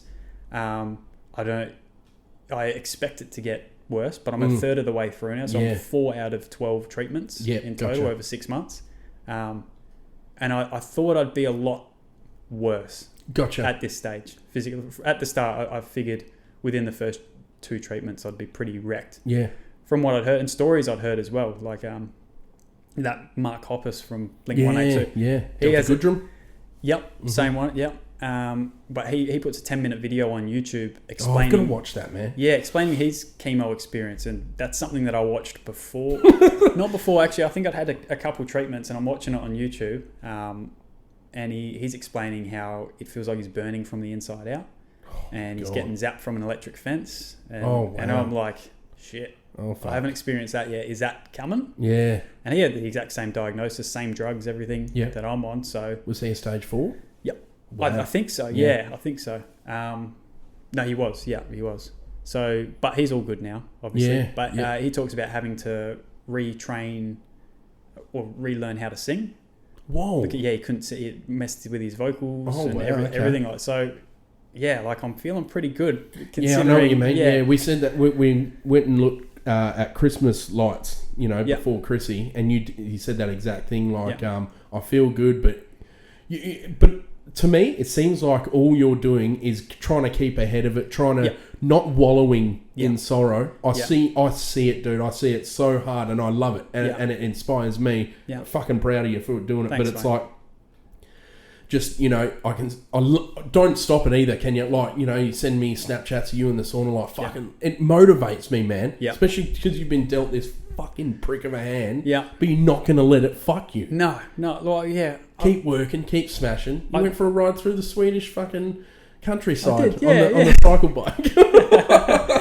I got a nice exercise bike with a screen on it that I can ride through the Alps or New Zealand or wherever. So, but you fucking. A lot of people would find it debilitating. Like, sit down and go, "Oh fuck," you're not. You're up there killing the fucking thing. And that, because you've got something to fucking live for. I've got, that's it. I've got a lot of things on my side. I got age on my side, like my physical. Yeah. I could lay down for 6 months and do fuck all. That's not you. That is not you, dude. And I know that's not going to feel. Yeah. That's not going to make me feel. That's going to make me feel like shit. Yeah. Over the Christmas, like, I'm supposed to be losing weight. Yeah. But I'm gaining weight. Yeah. Which is good. I'm eating. Obviously, good shit. I keep pretty physical generally, and I move a lot during the day and cover a lot of ground. So me being a bit more stagnant, still exercising and stuff at home, but obviously not doing as much as I would on a regular day. No, 100%. And Christmas period, eating, ham. Eating ham. So I've put on a few kilos, which is... Fuck, good. Yeah, but if I was laying around and putting on kilos and stuff mentally... that's it, it start to get the better of you. Like, so I think I'll just keep doing what I'm doing. It's a non-negotiable... If you're feeling good... Yeah, even... it hasn't gotten to the point where I haven't been able to do any of those things. Like, I'm doing all of those things daily. Because also, like, I'm not going to work or anything during the day, so I've got all this time in the day. Gotcha. It's also something to do. Yeah, of course. I'm playing a lot of drums as well, which is cool. Yeah. Well, like an hour and a half a day. That is something that I don't do when I'm heavily like wrecked. Hear that, Hannah? When he's done, he's ready to go. When you finish, you're ready to go, aren't you? I'll be a better. It is actually wild because like I spent all that, and I've spoke to Beck about this too. Is leading up to the tour and everything, there's no time for practicing getting better at the drums. It's just because I play for 2 artists, it's just their stuff, just their songs stuff. And if they come out with new songs, you're learning those songs, and I play 25 songs between the two of them on a night. Gotcha. So you got to know a lot of songs. And there's not too much time to sit there and learn new stuff and get better techniques. Which is what all I've been doing at home. Ooh, And it's exciting because I'm Fucking like, oath. oh shit, that's a bit of a perspective change, like of just, doing it more for yourself rather than everyone else, or actually having the time now to focus on that. So my drumming's improved, which is fuck. I just love how crazy. you haven't let it play with you. I mean, I'm guessing. I'm just assuming here that you would have your bad days where a lot of bad days where you think, I hate this. I fucking hate this for myself. But generally, I'm seeing like a strong, positive man there. You know that is doing this for more than himself. There's ups and downs for sure. Because I don't see the downs. No, you know what I mean? and like it is mostly positive. Like, but Beck and I have like hugged and cried, and we've. I wanted to ask about all that as well. Have you? You still find yourself fucking upset by it, or because my weeks off? So get chemo every 2 weeks, and then it's safe to say it writes you off for. Doesn't write me off, but I can't really come in contact with Beck or the girls closely because I can't get my sweat on them. I can't really. Wow. For 7 days, there's like a 7-day rule after chemo that like it's that toxic what they're putting in you. Really? It can get into their pores and 100%. Oh man, see, I didn't know that. So like I can't.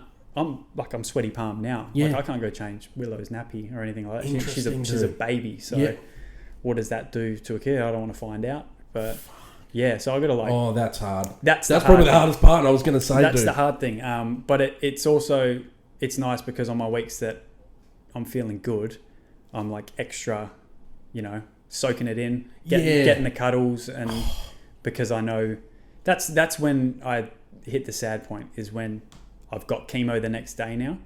Yeah. This was all going very fast at the start. Yeah. Had a couple treatments. I'm like, sweet, 2 treatments already. This is going to fly by. Christmas period, everything like that goes quick. And then it was just before the last treatment, I got a bit upset. Yeah. And I was just like, fuck, this actually feels long now. Feels long because I'm doing the same thing every day.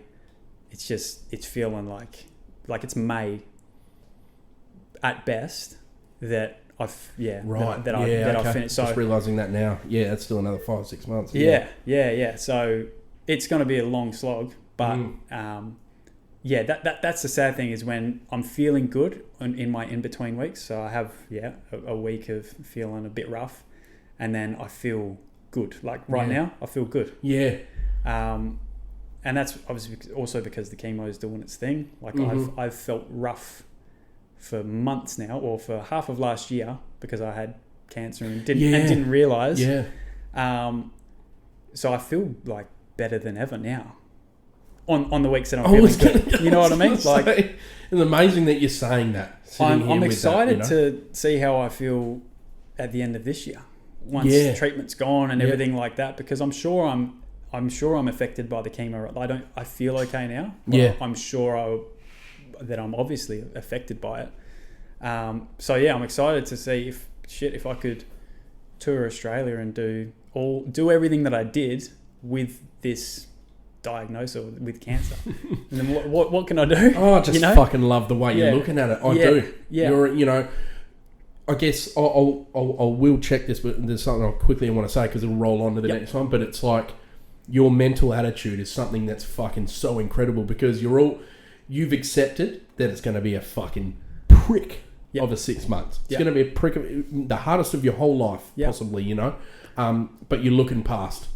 Yeah. It's like, I'll smash this. I will. I don't even know you'll like that, aren't you? You fucking hit it head on. I've also looked at... I've got no choice. I don't think I've even looked at it as this is going to be the hardest... Maybe before, but now that I'm doing it, I know that it's going to be hard, but also I'm able to be at home and and just witness those positives. Like regardless if you can see the girls. Exactly. Like I'm gonna watch Willow crawl and potentially take her first step. Like, that's fucking beautiful. Things that with Isla, working your ass off during the day, coming home and then getting the cuddles for a few hours. Yeah. And then go back to work the next day. You feel like your kid's grown and changed so much in the day when you come and go. Yeah. But now I'm like just watching it. Yeah. Regardless if I can go near that, I can still watch them, and it's cool. The fucking power of the mind, eh? Yeah. You know? It's as... Oh, look, I don't want to speak for everyone because obviously people are more affected than what I am. Yeah. And in situations where they can't, do all the things that I can. Yeah.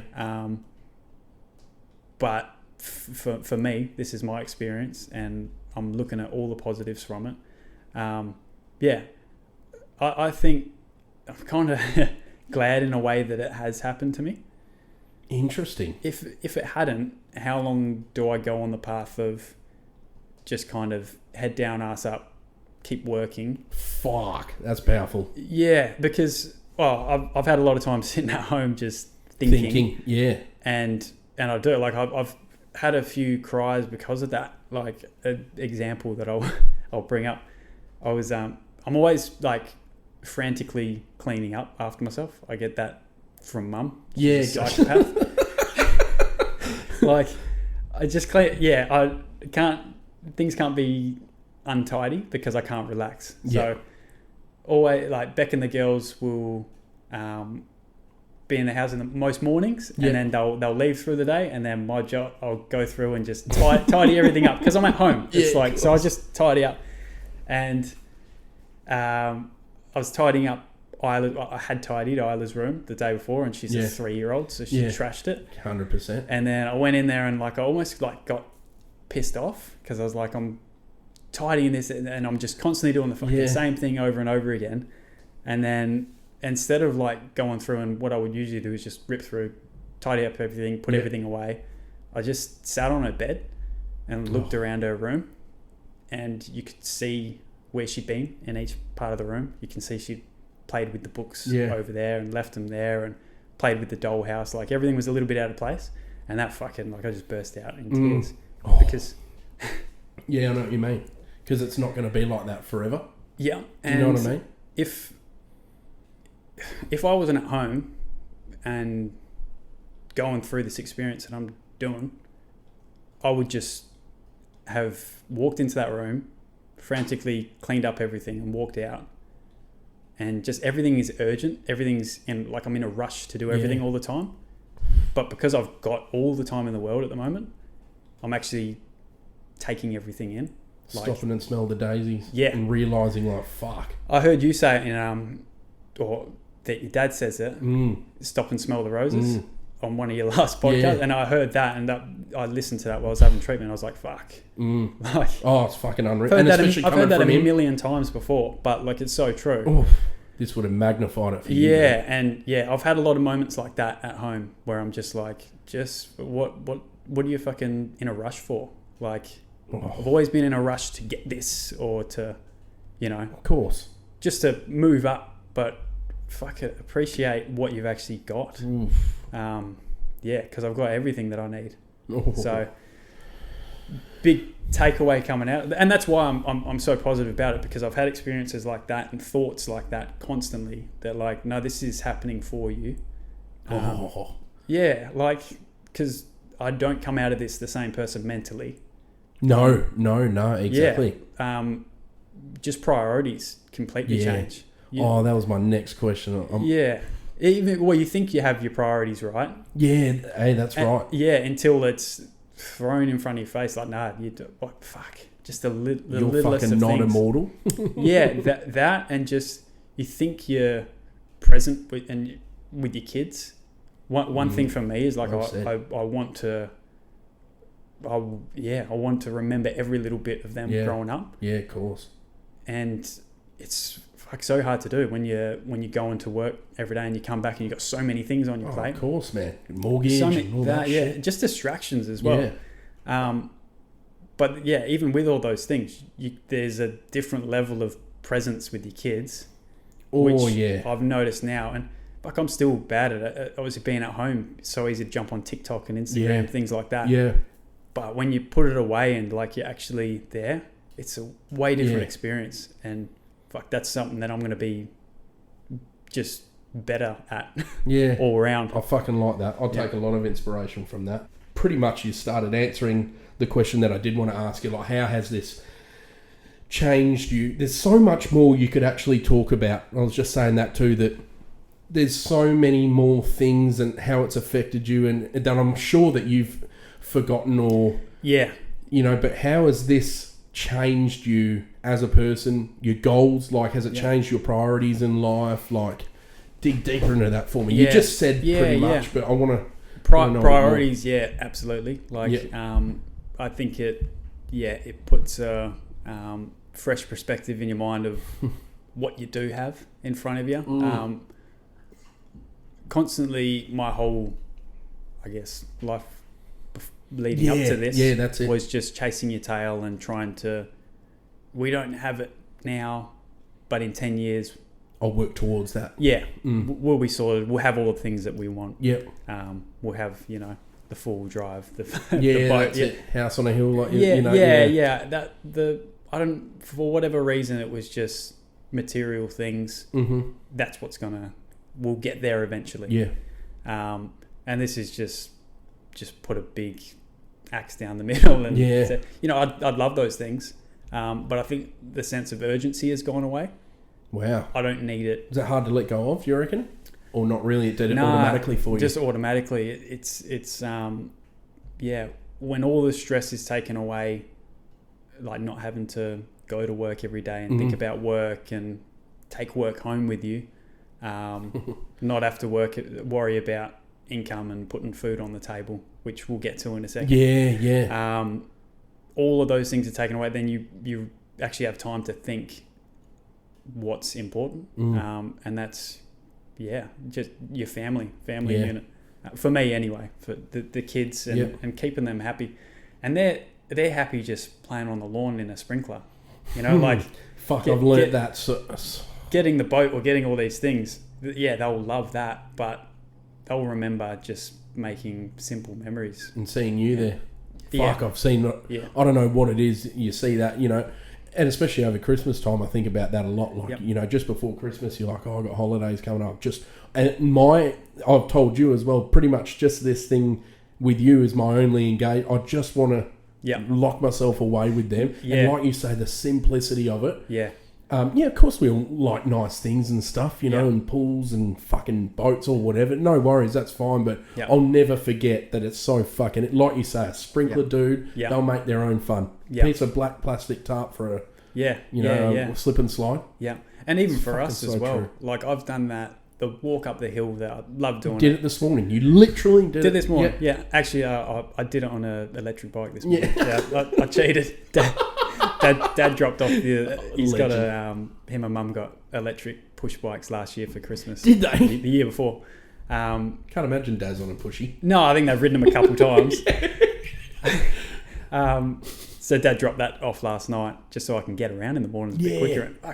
Awesome. Loved it? Oh, mate, I'm never riding a conventional acoustic bike again. Pedals. It's so much fun. It's for suckers. But I've walked up that hill hundreds of times since being here. We've been here 7 years now, and never taken in that view or even that walk getting there as much as I have. Like, I've been doing it regularly since being at home, and like I would usually put AirPods in. I would usually have music going, running or whatever. But now I just leave the AirPods at home. Go for a walk. Bring my phone with me because if I need to contact anyone. Snake bites. Smell, listen. But it's so, like, I don't know. It sounds funny, but I've taken in everything now. Like, it's a better view than it was a few months ago because I'm actually paying attention to it, and I'm... Fuck, it sucks that it takes something like this for you to be, to think like that, or anyone to think like that. Exactly. That it can all be taken away. So hopefully... Tomorrow. Hopefully people just hearing it can... Hey, fucking oath, dude. And that's why I wanted to get you on for that, But priorities-wise, coming out of this, I think everything... I haven't really got plans or goals coming out of it. It's just, at the moment, just get better. But definitely a sense of urgency is going to be gone. Still go about and do my work the same as what I would. Or like, I'm a hard worker, and I know that. But it's not going to be everything. Yeah, of course. And I don't, and it doesn't. Everything doesn't need to be done immediately. Yeah, I don't need to have. 100%. I don't need to have this thing by the end of the month. Or do that. It'll get done when it's done. Mm-hmm. Enjoy the process. I guess. Yeah. Fucking yeah.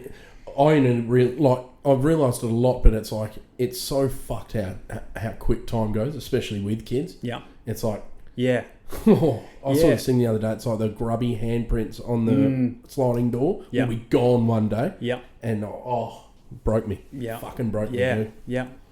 No, it would have been magnified, dude, having this cancer. You think to yourself like, how precious life is. Yeah. It's fucked. Yeah. But and it sounds very selfish on my behalf. Seeing you and how you've actually approached this has inspired me, like, to lose a couple of kilos. I'm living a lot healthier. Oh, don't get me wrong. I love me beers. You know I do. But I'll live healthy enough. I want to get better. Mate, it's half the reason that I do work out and stuff like that, because I fucking love eating. I love I love good food, good beer. So it's just something to counteract that. Yeah, you know exactly, what I mean? Like and feeling good, obviously. Yeah. Fuck! I've never felt better in my life.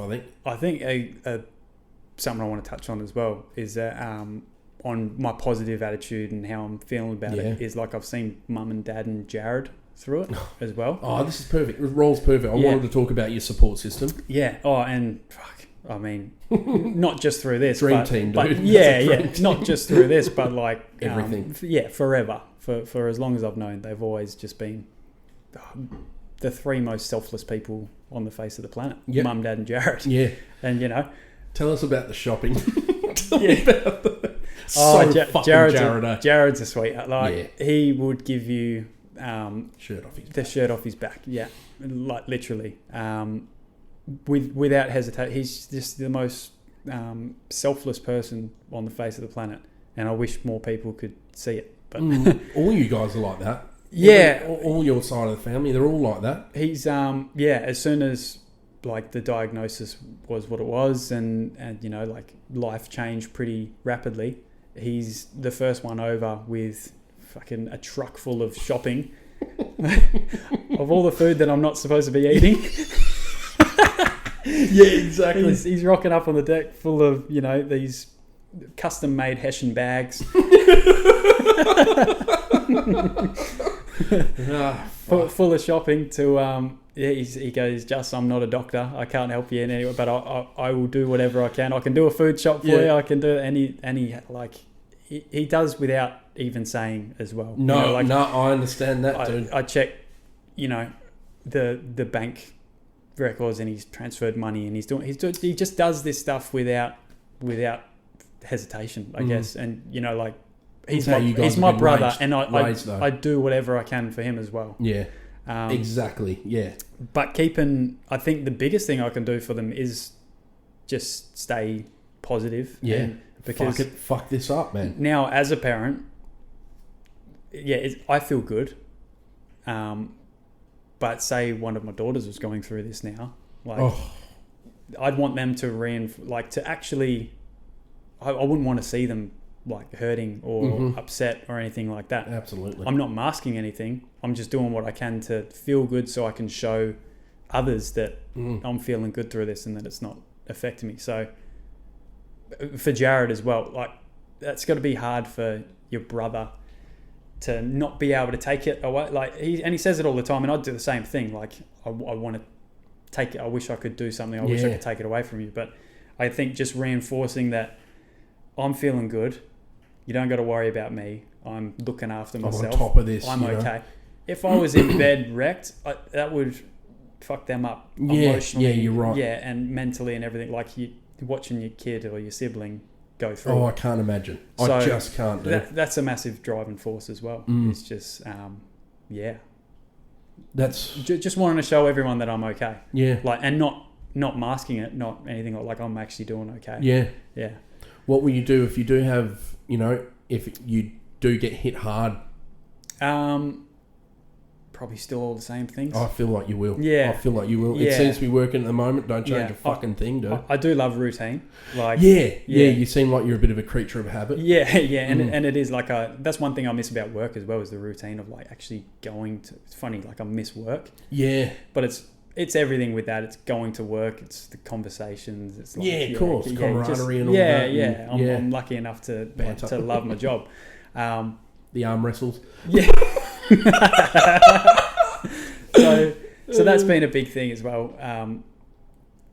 At home, just creating some sort of routine. Yeah, and exactly. And that's, what do you feel like's doing it? What do you feel like the most helpful thing for you is? Like, do you think you could narrow it down? No, not really. No, I don't. Love to think it's the sauna for some reason, just because it opens your pores up and. Yeah, well, I mean, it's got massive benefits with inflammation. Like I said, it's an inflammatory cancer. So, and since having blood tests while going through chemo, my inflammation's dropped.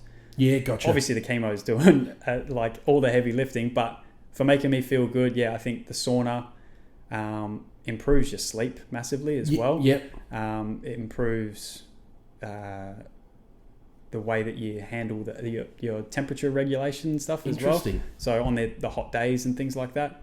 Might get you to leave a key out. Mate, I'll be home. Imagine you waking up in the morning and you say, "Hey, buddy, I'm in there already." Hey, mate, naked.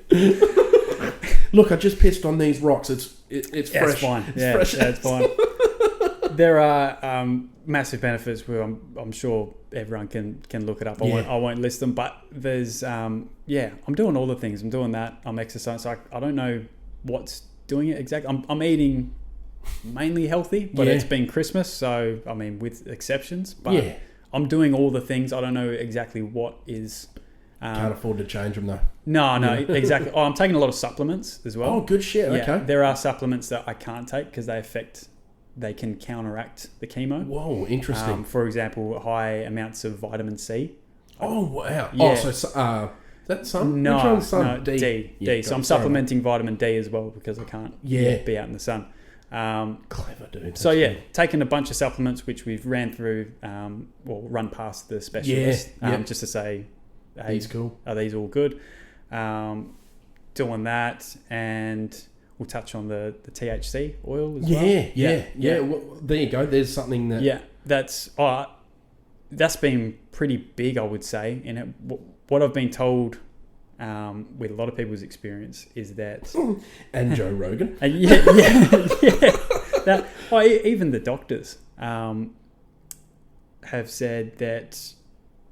Well, I went to get a prescription through the specialist. She said, I can't give you one, but it's probably one thing that I would recommend to everyone. I've heard a lot of things because it's massive. Yeah, because the side effects of the chemo, the bad side effects are the fatigue, obviously, which gets worse if you're not sleeping.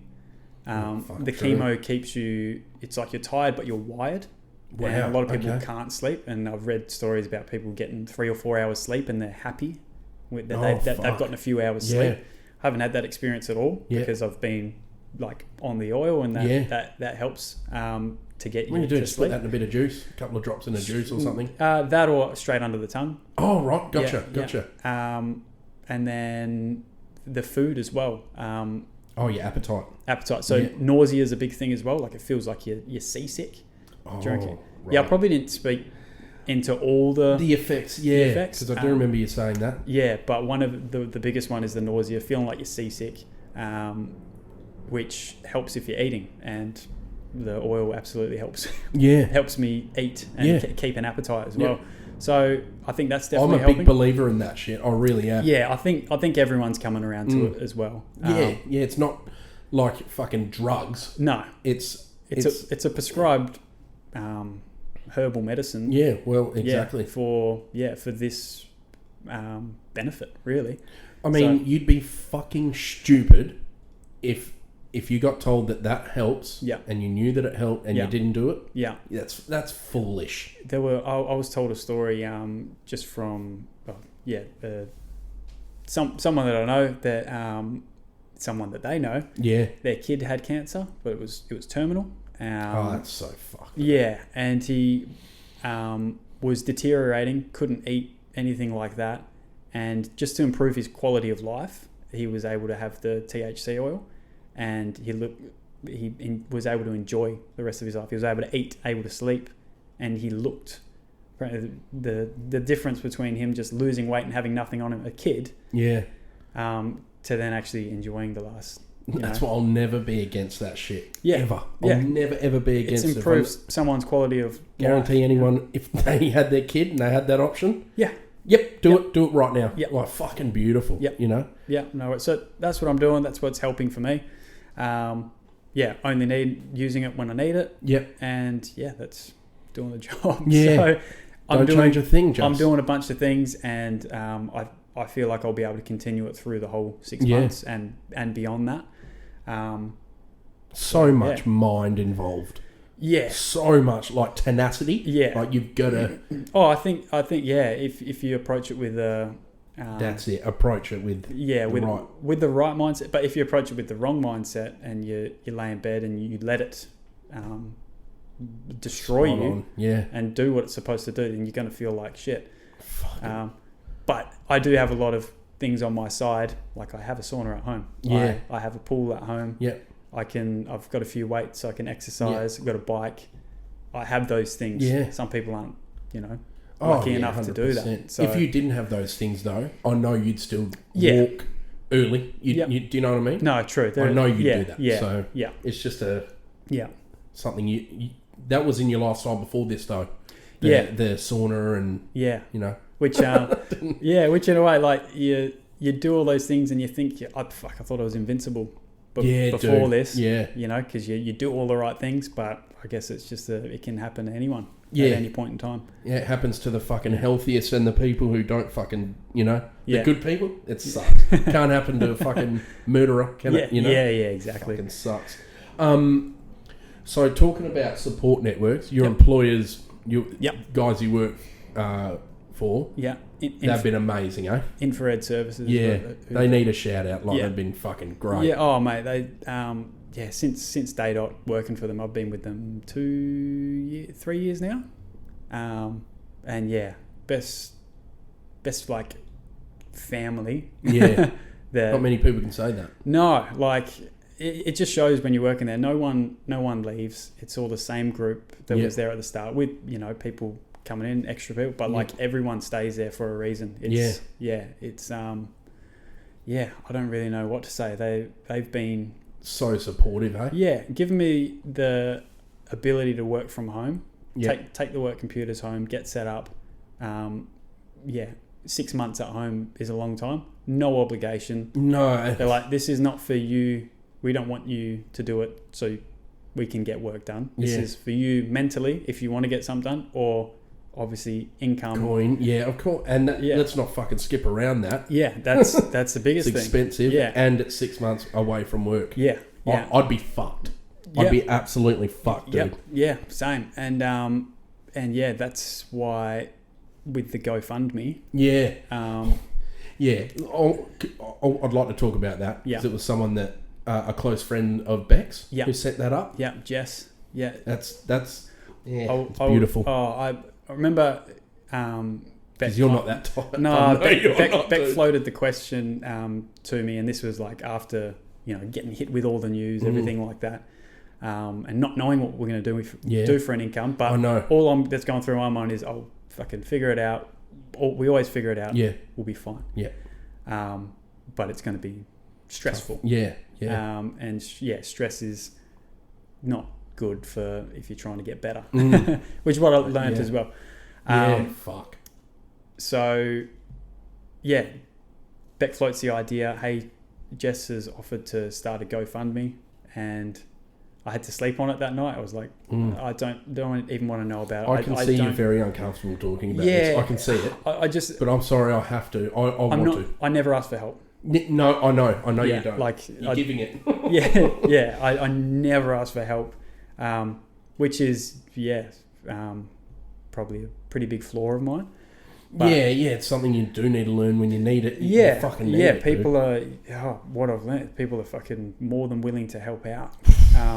So beautiful. And a testament to the type of bloke you are, type of family you are, man. Yeah, and so I was like, look, let me sleep on it. This is too much for me right now. And I had a dream that night about the GoFundMe and having set up a GoFundMe. And in the dream, it was vividly like 5 or 6 grand had gone into the GoFundMe. And I woke up the next morning, I was laying in bed with Becca. I was like, yeah, go for it. Like, yeah, dude. That's exactly. paying the mortgage for a month. Yeah, I know, man. I know. That buys us a month, that money. Yeah. And I thought, if we get to that amount, 5 or 6, like that's fucking it gives us time. That's right. Yeah, sweet. Okay, go for it. It was the fact that it was like airing out the laundry. Yeah. As well at the same time, it's like, okay, you put that out there, everyone knows. Yeah, correct. And a lot of time, I just want to, if I'm going through something, to just kind of agreed. Yeah. Get through it, and then tell everyone at the end. Yeah, when it's good. Yeah, people who only need to know. So the heavy thing was everyone was going to find out, and everyone was going to be sending messages and everything. So it was overwhelming. But what was more overwhelming was seeing how generous. Yeah. People were fucking immediately. Just beautiful. Yeah. And strangers as well.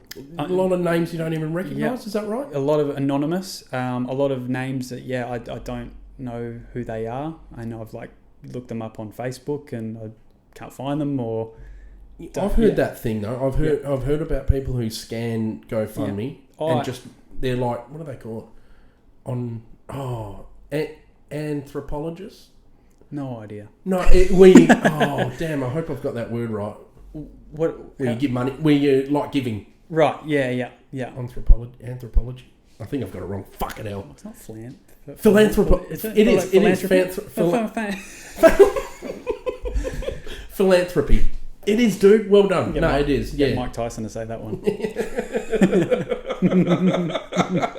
The only person to ever get beaten down by the letter S. Anyway. But I get it now because whatever money is left over at the end of the treatment, once we're all got, I understand that once I'm done with treatment, it hasn't stopped there. There's still going to be, it's like I said, it's 5 years constant scans before they can tell you so they that don't it's fuck gone. around. They keep checking. The treatment's 6 months, and then after that, you're watched for 5 years until they say, you're in remission. Mm-hmm. Okay. Yeah, so it's going to be a long process. So you won't get told if you're in remission until 5 years. Yeah. If it doesn't come back, if it comes back at any point within the 5 years, the time starts again. Oh, get fucked! Really? That's my understanding of it. The sound of that. Yeah, but I mean, the chemo that I'm getting is apparently aggressive, and it's 6 months of it, and at the end of my treatment, it'll be gone. I'm positive with that. Yeah, let's fucking go. Yeah. Killer. So then it's 5 years after that. What are these constant scans? What are we talking, like every couple of weeks type of thing? Well, the PET scan that I've got next, what's today? Is the Saturday the 6th?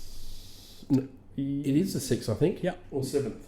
6th. Yeah. So in 2 days on Monday, I'll go get a PET scan. And that's the first one that I've had since that. Where they give you a bit of an update.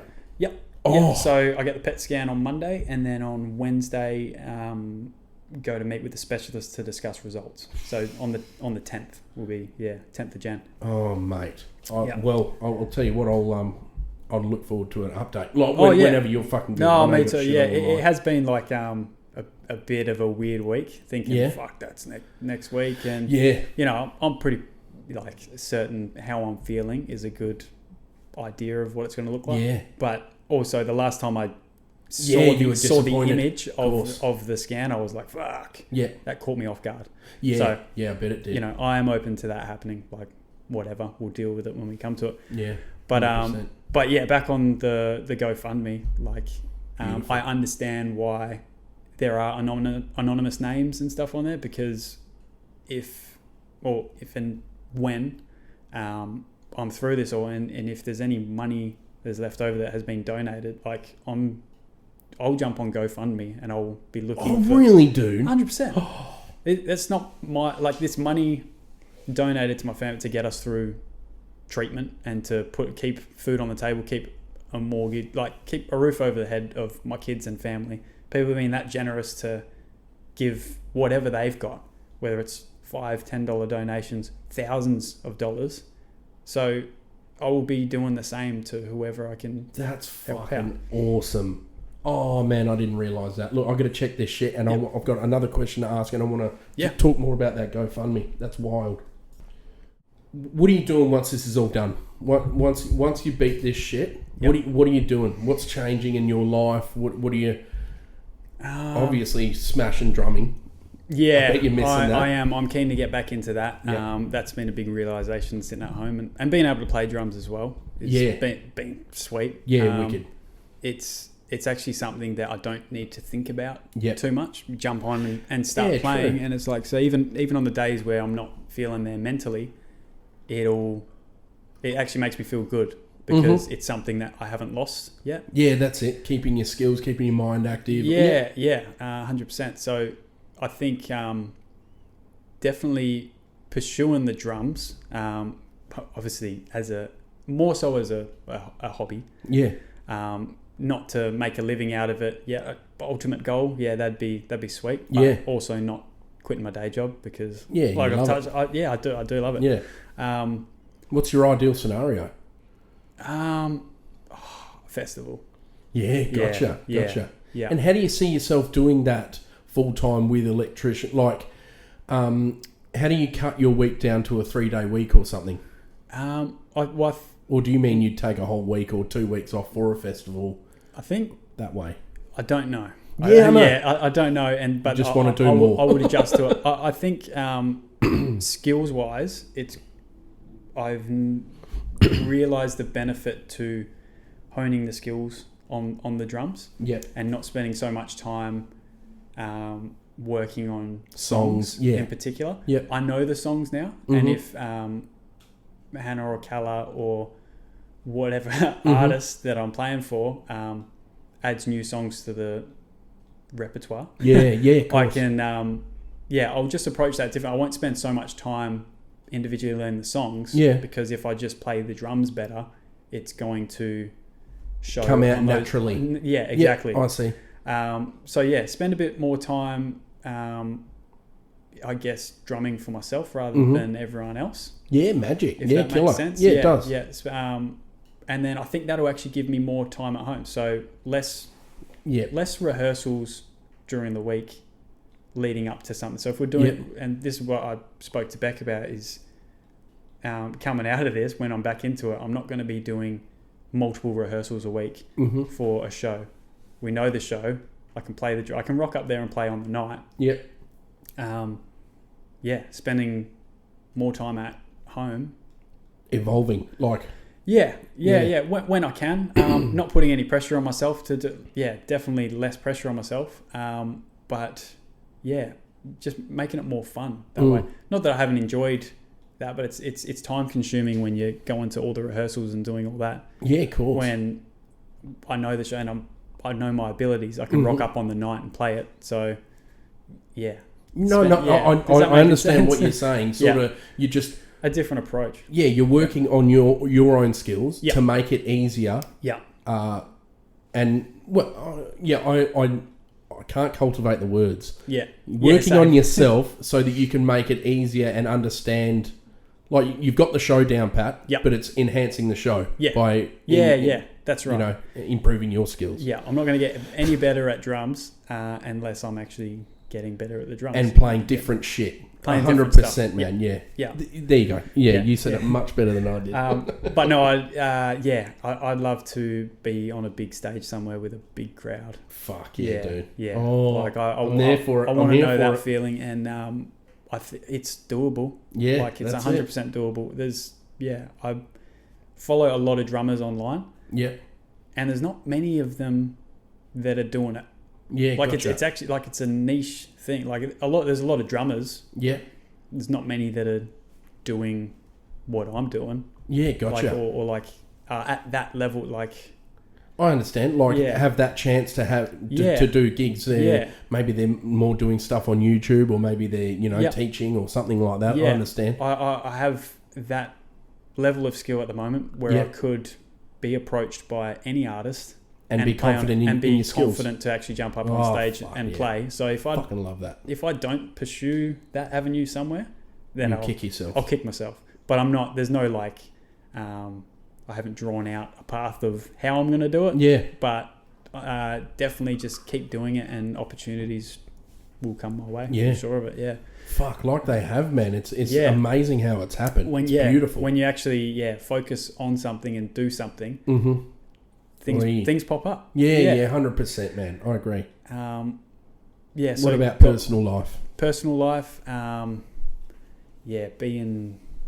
You've already done that. I have, yeah. Be a good dad. Be a good husband. Like, slow down. Slow down. Yeah. I hope I can. I'll need a reminder every now and then. Yeah, of course. Yeah, man. obviously. But I think I'll send you this video. Yeah. Every couple of weeks. Yeah, might take that. Snippet. Yeah. No real goals. Just I understand that's a hard question to ask you because you're dealing with the present. This is a big thing to deal with now. It's hard to think past that, and I'm just realizing that now. It's hard to answer that, but fuck, man, I want to just circle back around. If you're you're not okay with it, but I'm going to do it. But guys, look, as we're winding this up, I'd love to just.